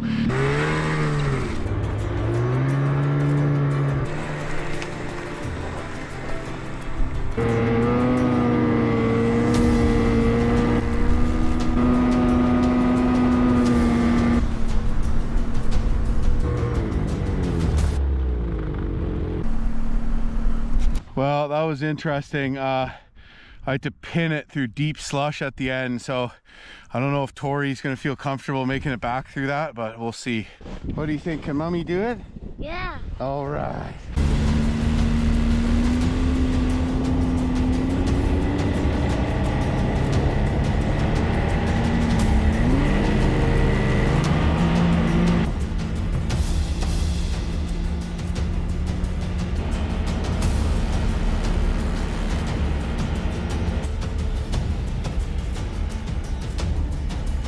Yeah!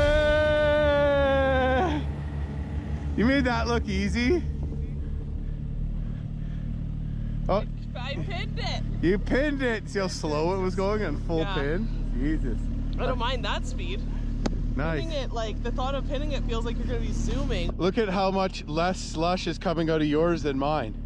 Yeah. Because you just have the wide track, you don't dig in as deep. All right, you can lead the way, babe.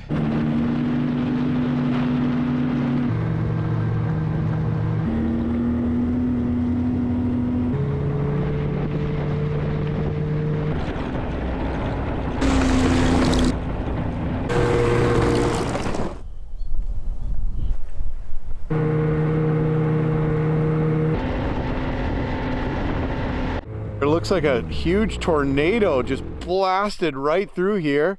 Huge trees just all knocked down. Some are snapped off at the top too. I can't say I've seen anything quite as dramatic as this in this part of the world when it comes to the path of a tornado. Wild.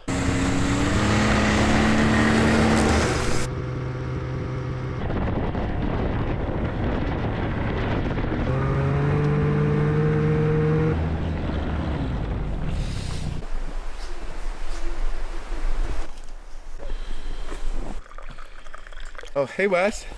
Wesley loves the bumps, eh? Yeah. Yeah, but I don't like the boulders. I just like the trees. Oh yeah? Trees are nice. We are just taking a quick break here, trail side, right before a beautiful bridge over the Magnetawan River. And there's a canyon just up here. You might have seen some of my other videos more recently with my brother, with Xander, Max Budnick. We all ran this canyon and paddled right under this bridge. So pretty cool spot. and I've explored it multiple times by canoe, but never been here in the winter by snowmobile, so it's pretty neat. And yeah, we're just gonna cruise over the bridge, probably stop, taking the view. We had an amazing family time, and we rode back a different way, heading over the Magnetawan River Bridge, another spot where I'd never been to in the winter. We got a view of the beautiful canyon on the Magnetawan River, a canyon I'd run several times in the spring and summer. And we traveled home.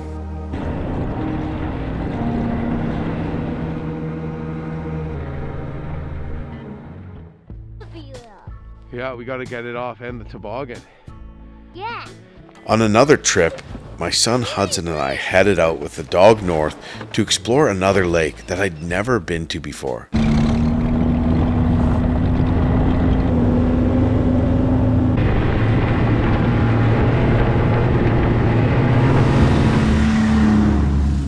basically just going to try to find a campsite. It was a beautiful lake with a lot of long bays and different channels. Cruising around the lake, trying not to get stuck in the slush, we finally found a nice campsite.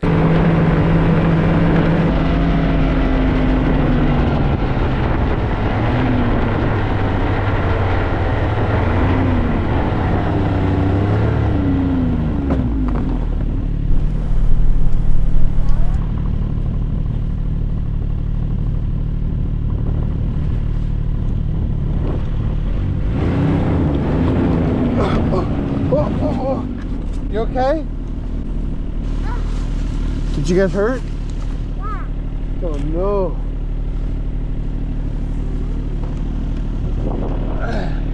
Okay, get back on, bud. No, so you okay too? Yeah. You want to get out? Why? I don't know, I'm just worried about slush.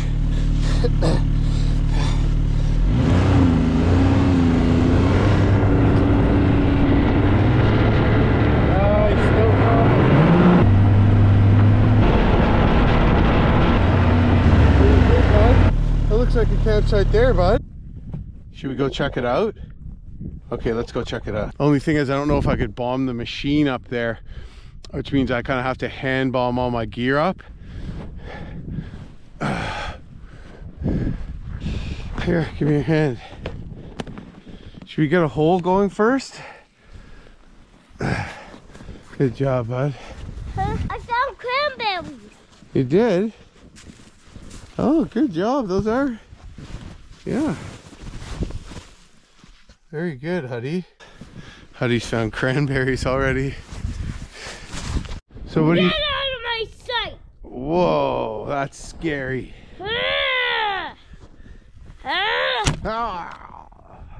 Cat. What do you think, Huddy? Should we set our tent up here or what? No!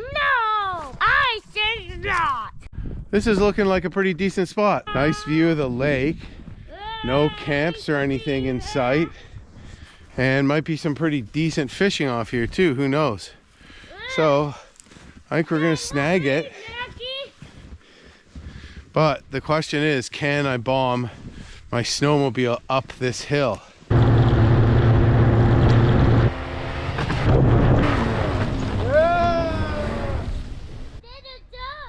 That was awesome! I did a jump! I did a jump! Do it again! Do it again!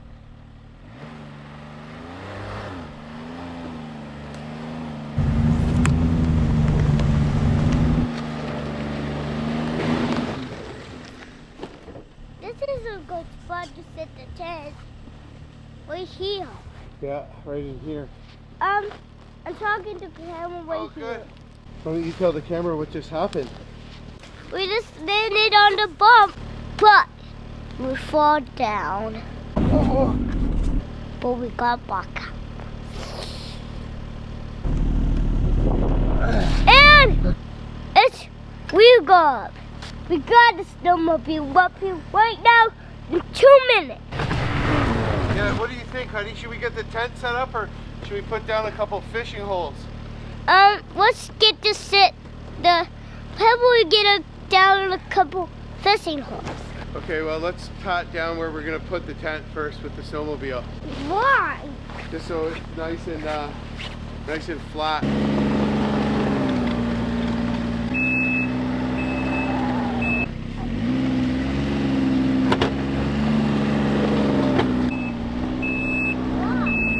So the snow's not all fluffy underneath our tent.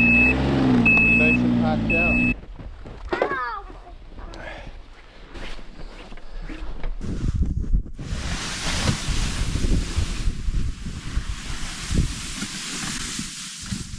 Yeah! That was fun.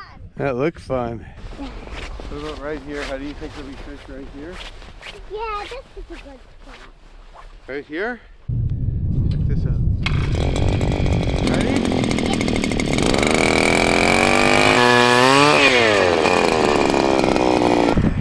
After we got a few holes in the ice, I started setting up camp and realized I'd forgotten the tent poles. Bummer. Fortunately, there are a lot of the perfect sized trees in the area, and I was able to rig up our wall tent the old-fashioned way. But I had to improvise and use the straps from my Yukon Expedition sled to tie the tent off to the poles I cut.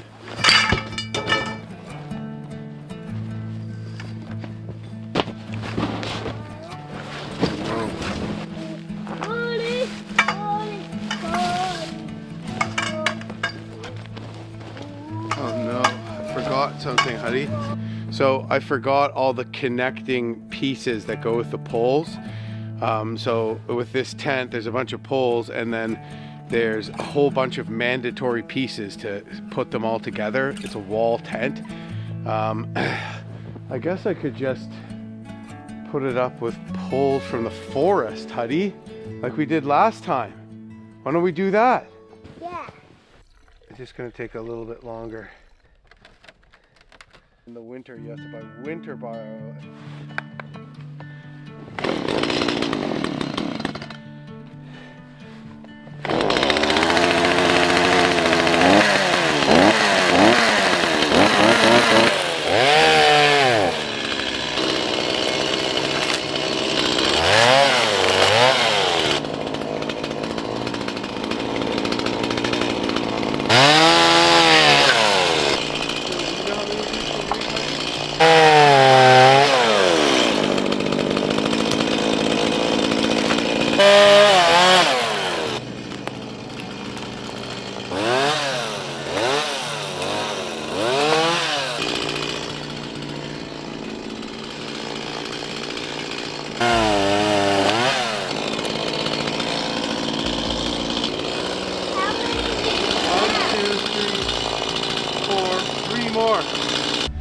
Gonna go along the top of this tent, and this is gonna act as the ridge pole, because that way you don't need to use as many poles.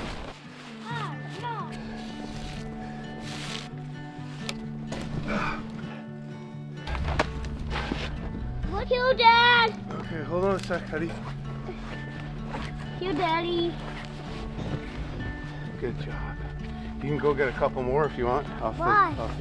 We're gonna need a lot of these. Huh? Oh, okay. Here, bud. Hi, Teddy, Vital. This is gonna go. Hopefully it's long enough. You got it?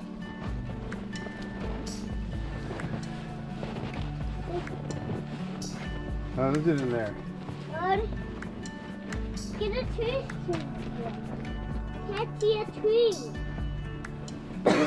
I still have to set up the other side though. Regardless, it didn't take long before we were nice and toasty warm in the tent. I found a little pouch. See? That's it, Huddy.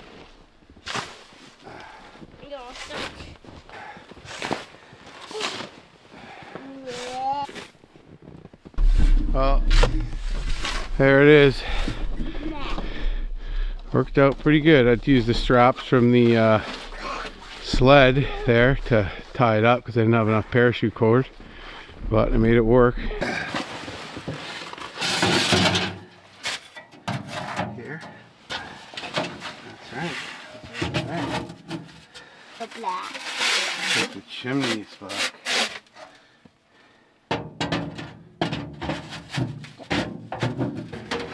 this side.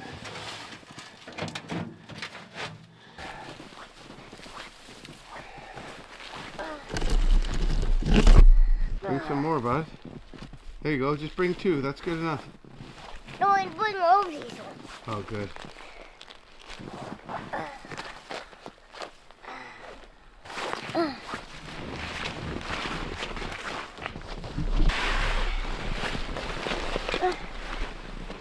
I'm gonna find. Watch out, bud. Watch out.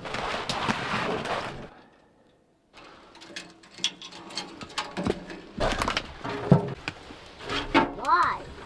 Because it's just getting going. It's only just getting going, the fire. It's not really that big yet. Huddy's feeling very snuggly. Very snuggly. And I'm about getting there myself. I think I'm gonna go to bed. Good night.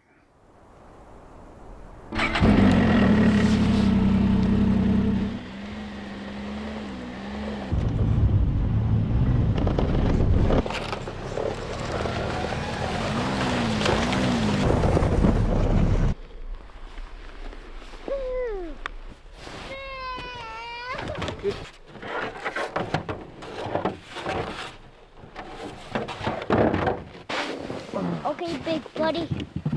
In the snowmobile with us.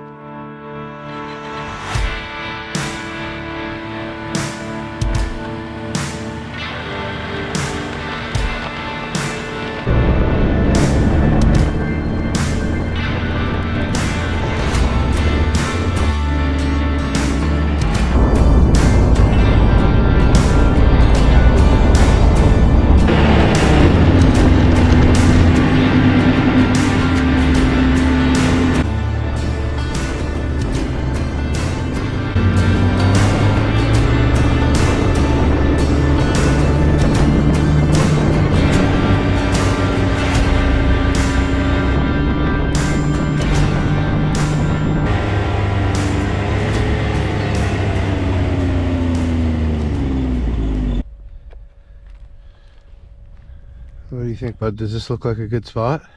No.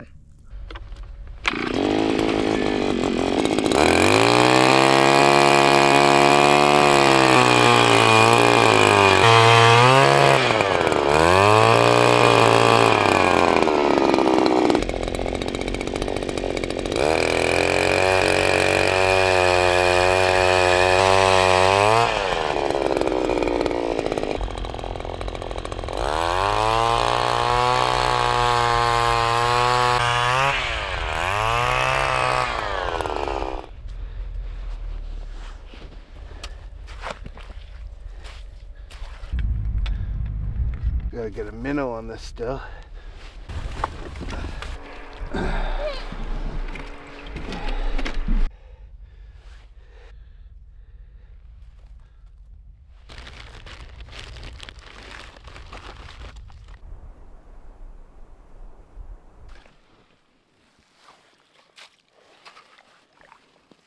Well, Huddy woke up and I got that little auto jigging device working. But it's my first time using it, so I don't know, maybe there's some setting because it was only jigging and then it would stop for a long time and go again. So, but like the good thing about it is I have that little device on my rod here still, so I can just use my rod however I want. Hey, Dad. Yeah? I don't want to fish in this spot. You want to go to a new spot? I don't want to fish in this spot. I want to fish in your spot. Oh, okay. Want to go start a fire and eat some hot dogs? Yeah. Yeah? Okay. Can you give Daddy a couple more minutes here? Like, why don't you get reeled in and we'll get going soon. Well, I want to get frying some hot dogs. Okay.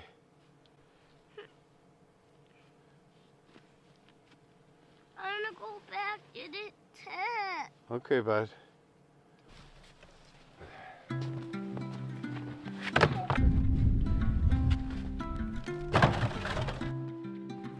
Do you like some hot chocolate? Yeah. I just had a little sip to make sure it's not too hot. It's perfect.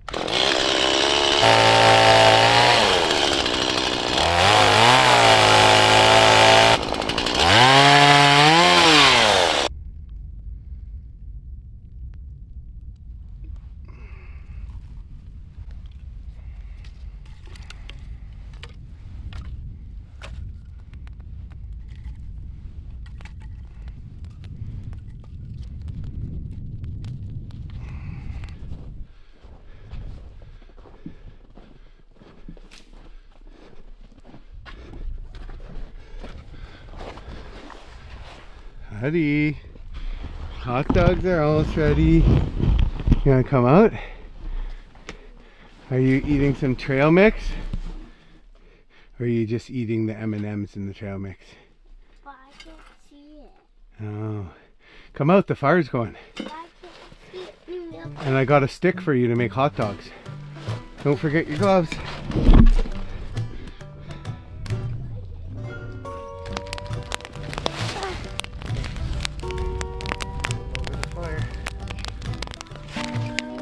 You cook it up for me. That's in a normal voice.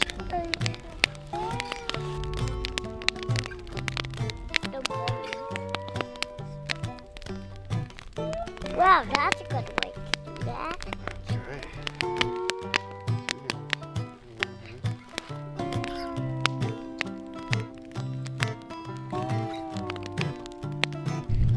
We'll set a fire here and just eat a couple hot dogs, marshmallow hot dogs.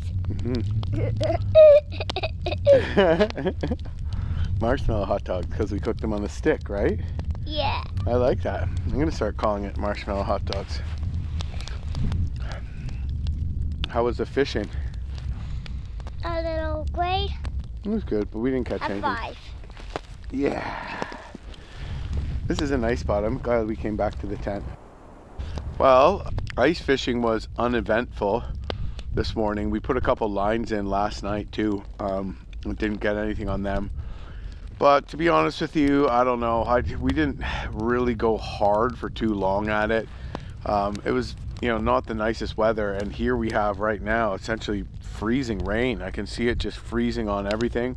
It's got to be like at least -4, -5. So freezing rain at that temperature is really, really weird. And it's just putting a layer of ice on everything. So it probably was good that we came back. Where we were fishing was quite a ways from camp. And this lake is really intricate and beautiful. There's all kinds of channels and islands and all kinds of structure. No wonder it's supposed to be a good fishing lake. But hoping to get a chance to do a little bit more because tomorrow morning we got to leave. So before dinner, I'm probably going to try a couple spots closer to camp here. That's fun.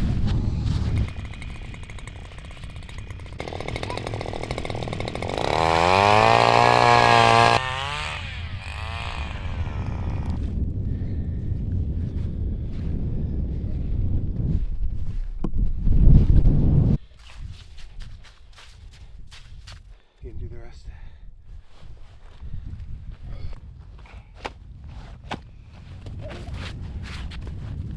Well, Huddy and I have put in a valiant effort today fishing. And there's an area of fish on the ice for old Huddy and Jim. Your face is back on me.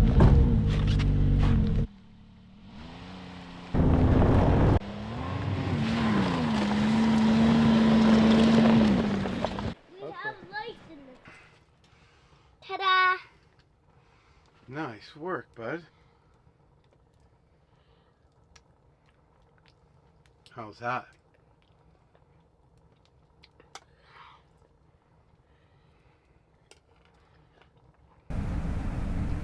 I am Cooking? biscuit. You're a biscotti? Are you a monster that I'm cooking up? No, I'm biscuity. You're a biscotti? Let me just take a little sure. Ah, perfectly al dente.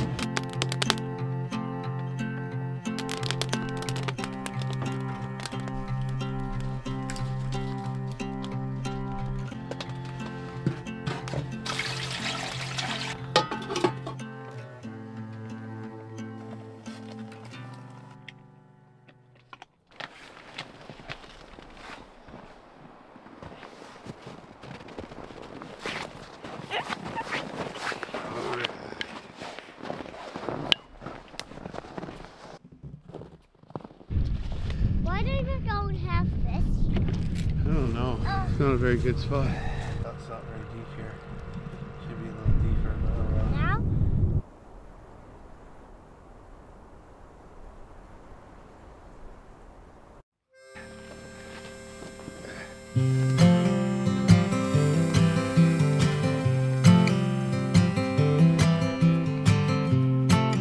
Get this sucker warmed up. This is a goalie's hockey bag. So it's extra tall. Great for this kind of travel. A lot of ice in there.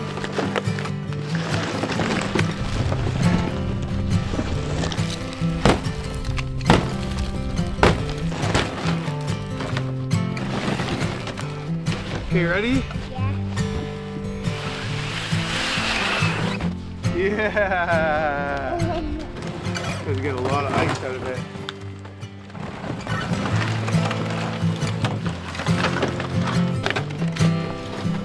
Watch out, honey. I need to pull it.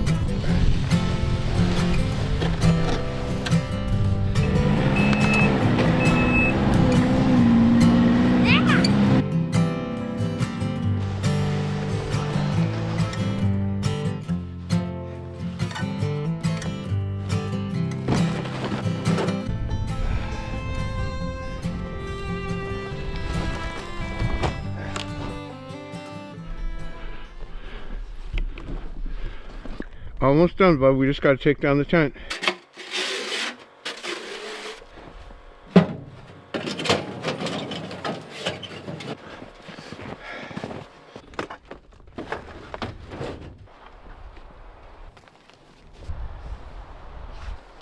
This one's a four.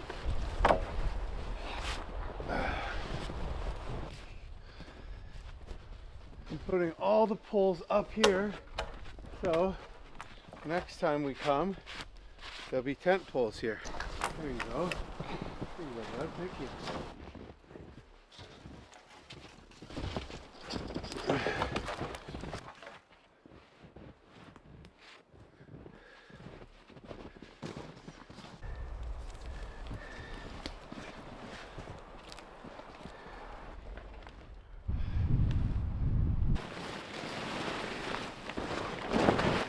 There's always something neat about looking at the ground where your tent was.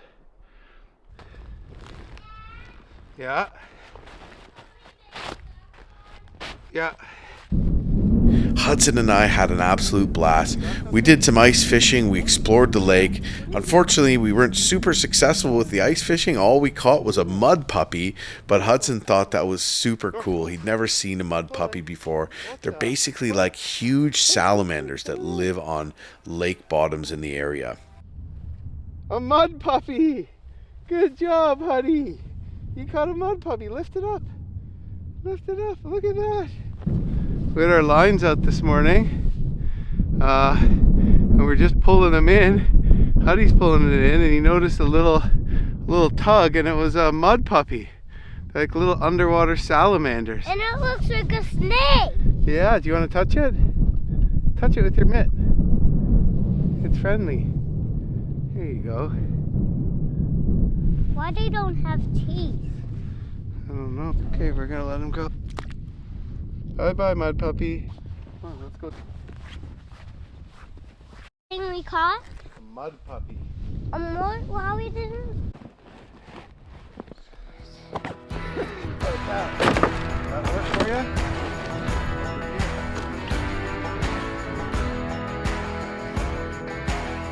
Oi, Gaza.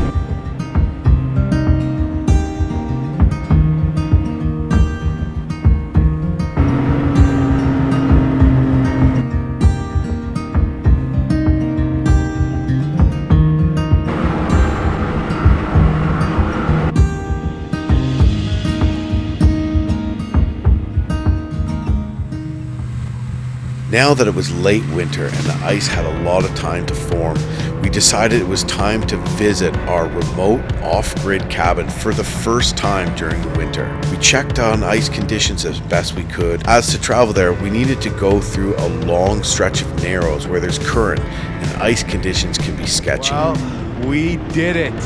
We actually had great conditions. January, apparently there's just a ton of slush out there and we were prepared for the worst. But we made it out to our camp and it's good to see the cabin. Hi, Noah. Guys, what are you doing? We're shoveling the walk so we can bring all our stuff inside more easily.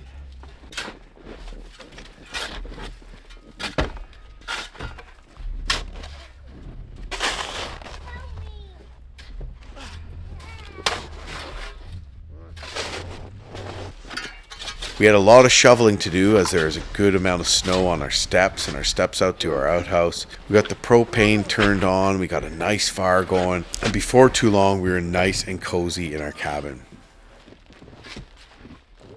Well, we made it and it was shockingly easy.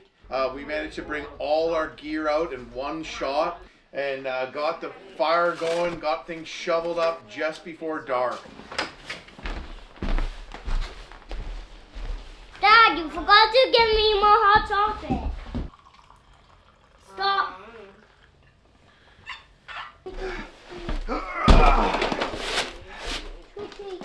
The good thing about it with these kind of conditions on the lake, we can almost go anywhere. And so we're going to be kind of exploring the lake, doing some ice fishing, doing some snowshoeing. Oh, yeah. Yeah, I think you've had too much hot chocolate, Yeah, bud. I think so. I like to eat everything, guys. Hey, guys, what could I do? Break the seal.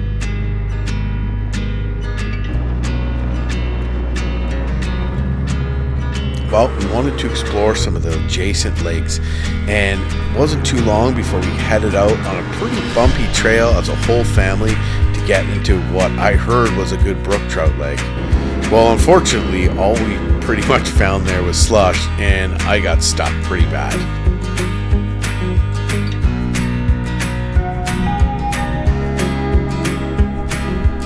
Tori and Huddy are over there. Leslie's sleeping. Well, we made it in the lake that we were trying to get to, and I just got caught up in some really bad slush. Couldn't make it out, almost made it out, no luck, got stuck. So now I got to get unstuck. So fortunately I brought a farm jack. I disconnected my toboggan. Also, I'm close enough to shore that I can go get a bunch of sticks, shove it under there. I'm gonna peel that out. So I might unload the sled so it's lighter and try to winch it out. I'll give it a shot first once I'm further away, but yeah, this is gonna take a bit of time. Not what I had planned today.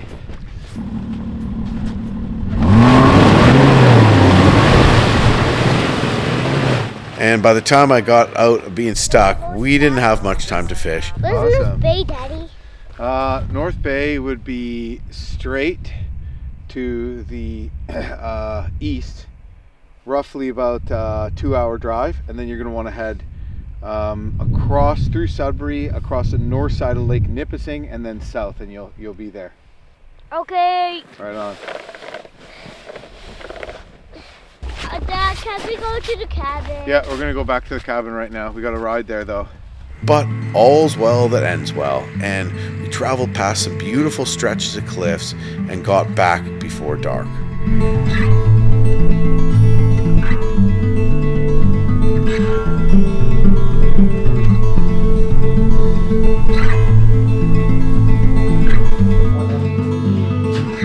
Leslie, sorry, but your dinner was frozen solid.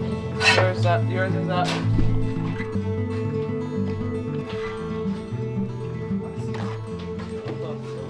Mom, why these ones are not cut it up?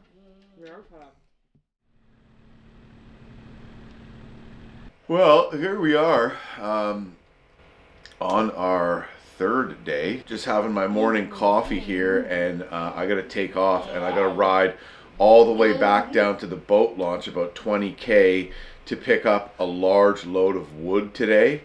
I'm taking the Scandic, I'm taking the empty toboggan, bringing in 2 face cords. But that should give us enough wood for sure for the rest of our stay here. Yeah, then when we get back, we might go ice fishing just out in front. We might go snowshoeing, I don't know.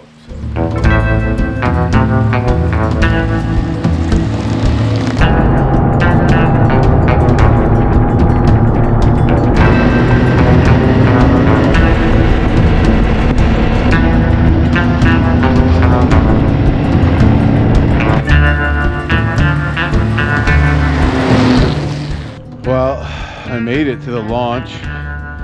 Ripped here. Freezing rain is continuing. Now the question is, am I going to be able to fit 2 face cords in my Yukon Expedition sled? This is the Responder and 10 feet long. Really high walls, and it actually kind of opens up a bit so you can stuff a lot of stuff in it because it flexes. Yeah, thanks for the help, guys. Appreciate it. So 2 face cords equals 2 trips. Gotta come back for that.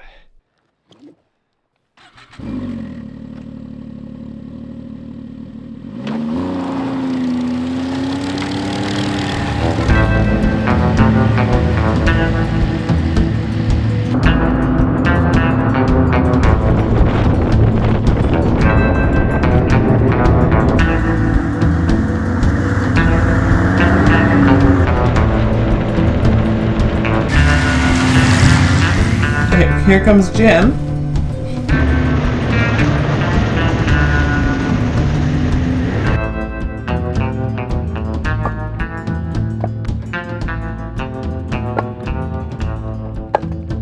Okay, well, we have been back at the cabin for a while.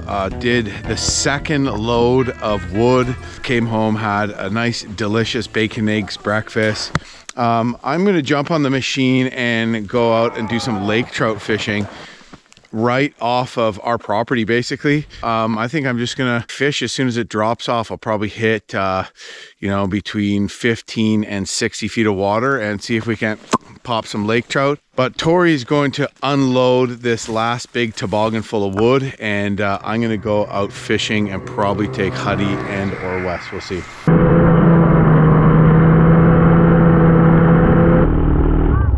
We did a little bit more ice fishing there as well and had a lot of decent luck. We never got skunked once, caught a lot of nice lake trout, which was just a blast, and even caught a big burbot or lingcod. That was actually the first burbot I've ever caught.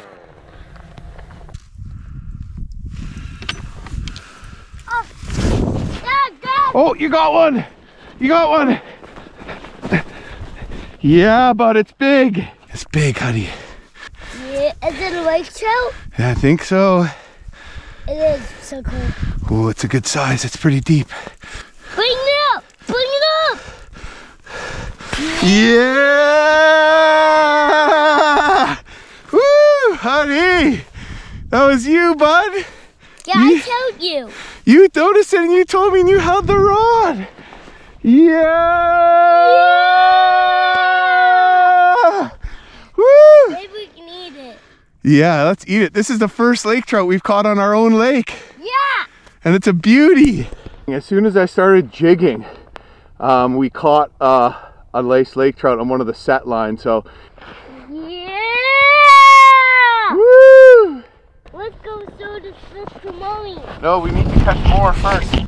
Well, basically have to manually make these holes because with the thaw yesterday, water got into every nook and cranny and then froze solid. I did it. Right, honey. Yeah, Daddy made it. Yeah, I think that plastic piece in the auger throttle snapped, but it looks like if I can get in there and thaw it out, I could probably fix it.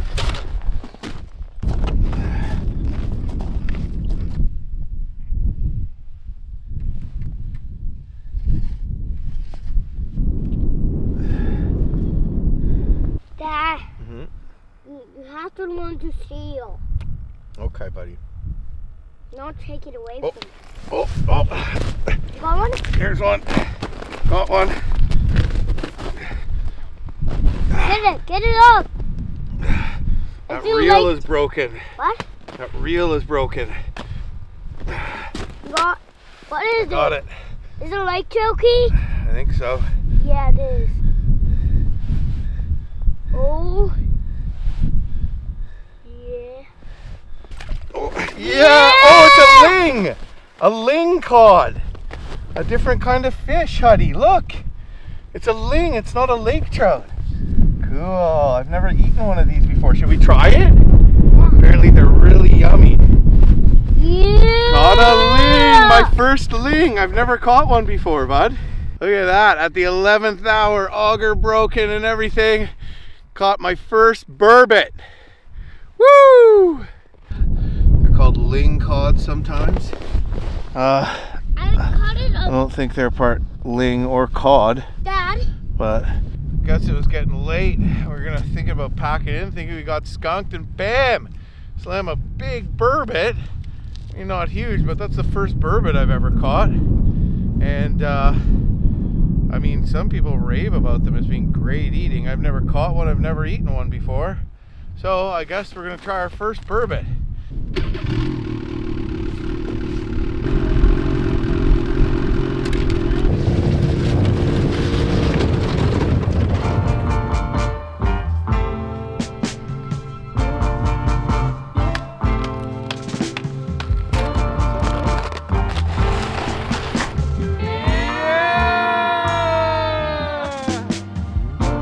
Thaw well there, but then conditions hardened right back up and we explored another lake, had a little bonfire, did some more ice fishing, and it was an awesome time.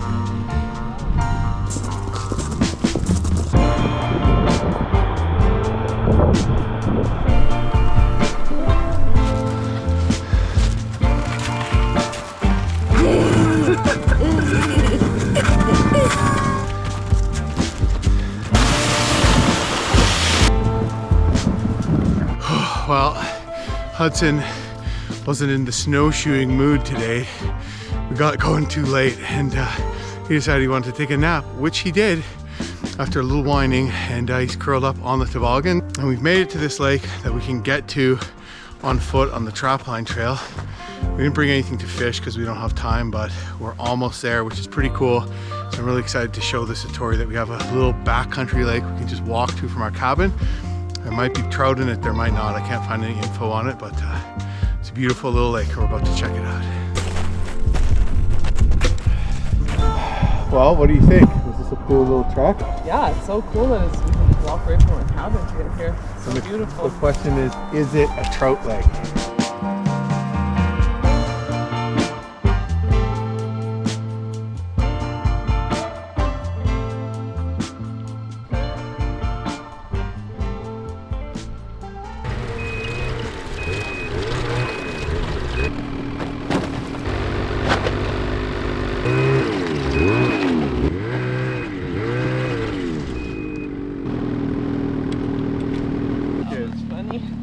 All the ice out of this.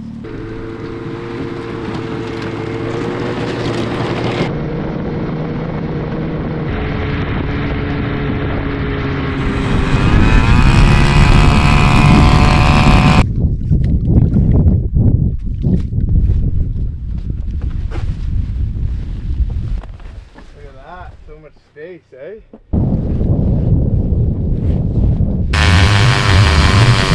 Keep going. Okay, stop. Good job, honey. Look at that. Nailed it.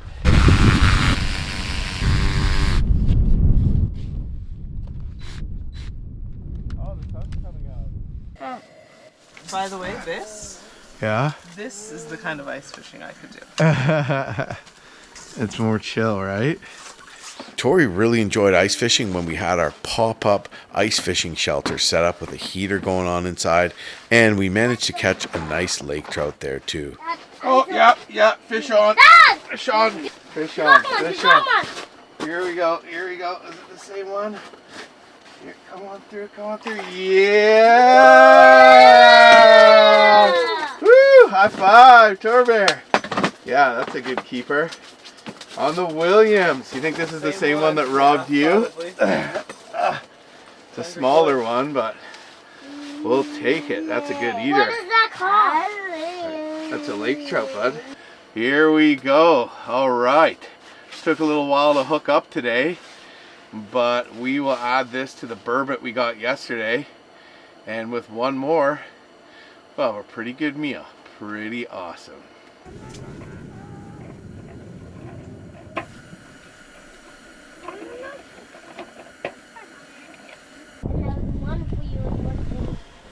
Well, we are kind of packing up.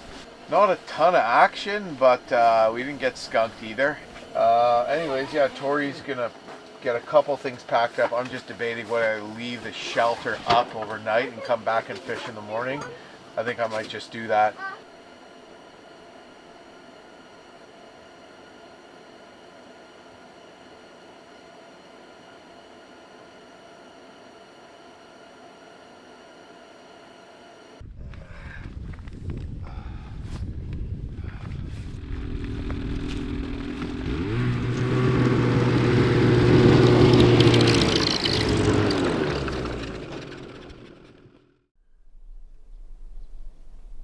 Good morning.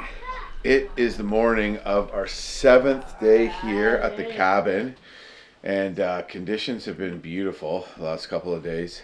Today's going to be another nice day. The lake should stay nice and firm.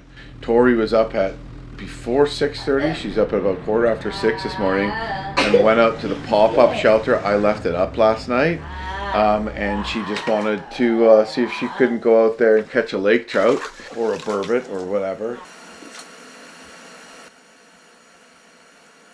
And so I just made a coffee and given Wesley his medicine and just hung out with Huddy here a bit. I'm going to get breakfast going and hopefully Tori gets something. I'm not too sold on that spot, but I can see it right out from our cabin here.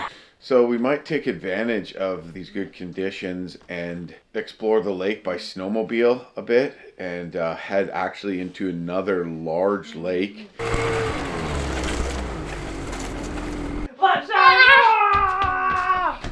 It's a lot of work to get out in the winter because of all the extra gear and warm clothes you need to find, especially when you have the whole family along. And it always can feel stressful trying to find everything and trying to get everything done in a reasonable amount of time and get out the door.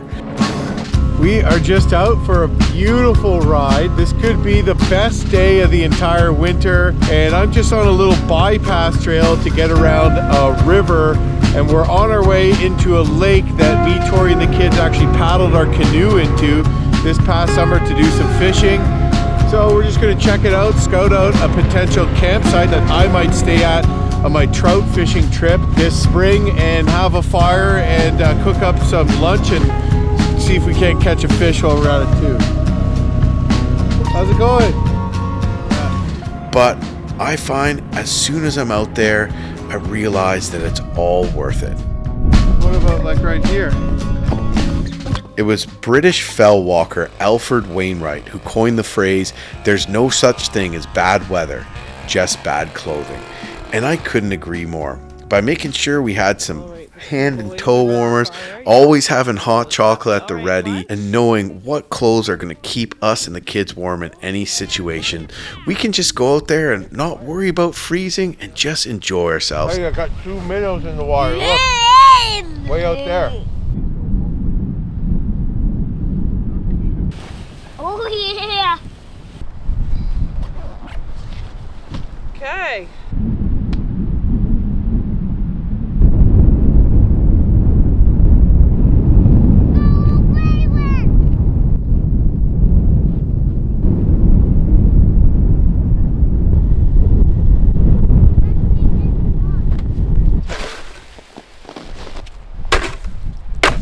Yay, Wes. He likes it. Yay, he likes it.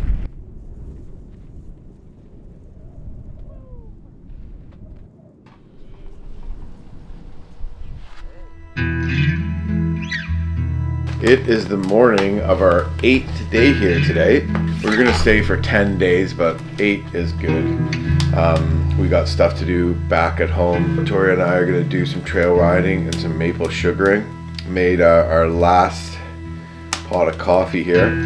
After cleaning the fish, I put the carcasses and the guts out on the ice, thinking some ravens would come get it. And when I climbed out of bed at 6:30, I saw a red fox out on the ice eating the fish guts. Came in a couple times, and you know, it's kind of cool. So yeah, today we're just basically going to pack up, which is going to take a while, not in any particular hurry, and load up the toboggans and take off and ride back to the truck for the drive home. But yeah, today's supposed to be another beautiful day. Conditions are good. I don't think we're gonna have to worry about slush and that kind of stuff either. Good times. Well, I had fun at the cabin, and we're packing up and going home.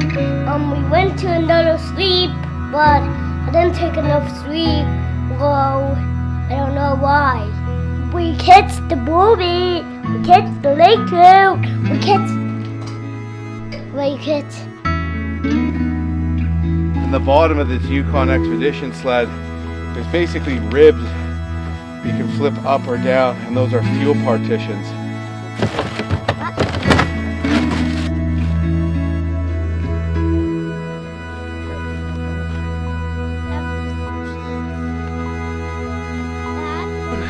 Hey Wes, is that a trooper? Is your brother? You going to sleep already? In all, I had a great winter, and it was the first winter I did that much snowmobiling, putting over 2,000 kilometers on my Skidoo Scandic. And this winter, I have even more planned. Me and the family plan on doing a big snowmobile and winter camping tour. I'm heading out to meet up with my buddy Jamie in Labrador, to sleep in trappers' cabins, to ice fish for big brook trout, and hopefully to have some successful partridge hunting too. I can't wait. Now, don't get me wrong, sometimes when you have to pop outside to grab something, or when you look out and it's another blizzard and you have to drive somewhere, winter can kind of make you groan once in a while. But when you're prepared for it, when you have the time to get everything in order, it can be a time when you have some of the best adventures and best memories. I can't wait to have another great winter. Everyone, don't let winter keep you inside. Get out there and enjoy yourself.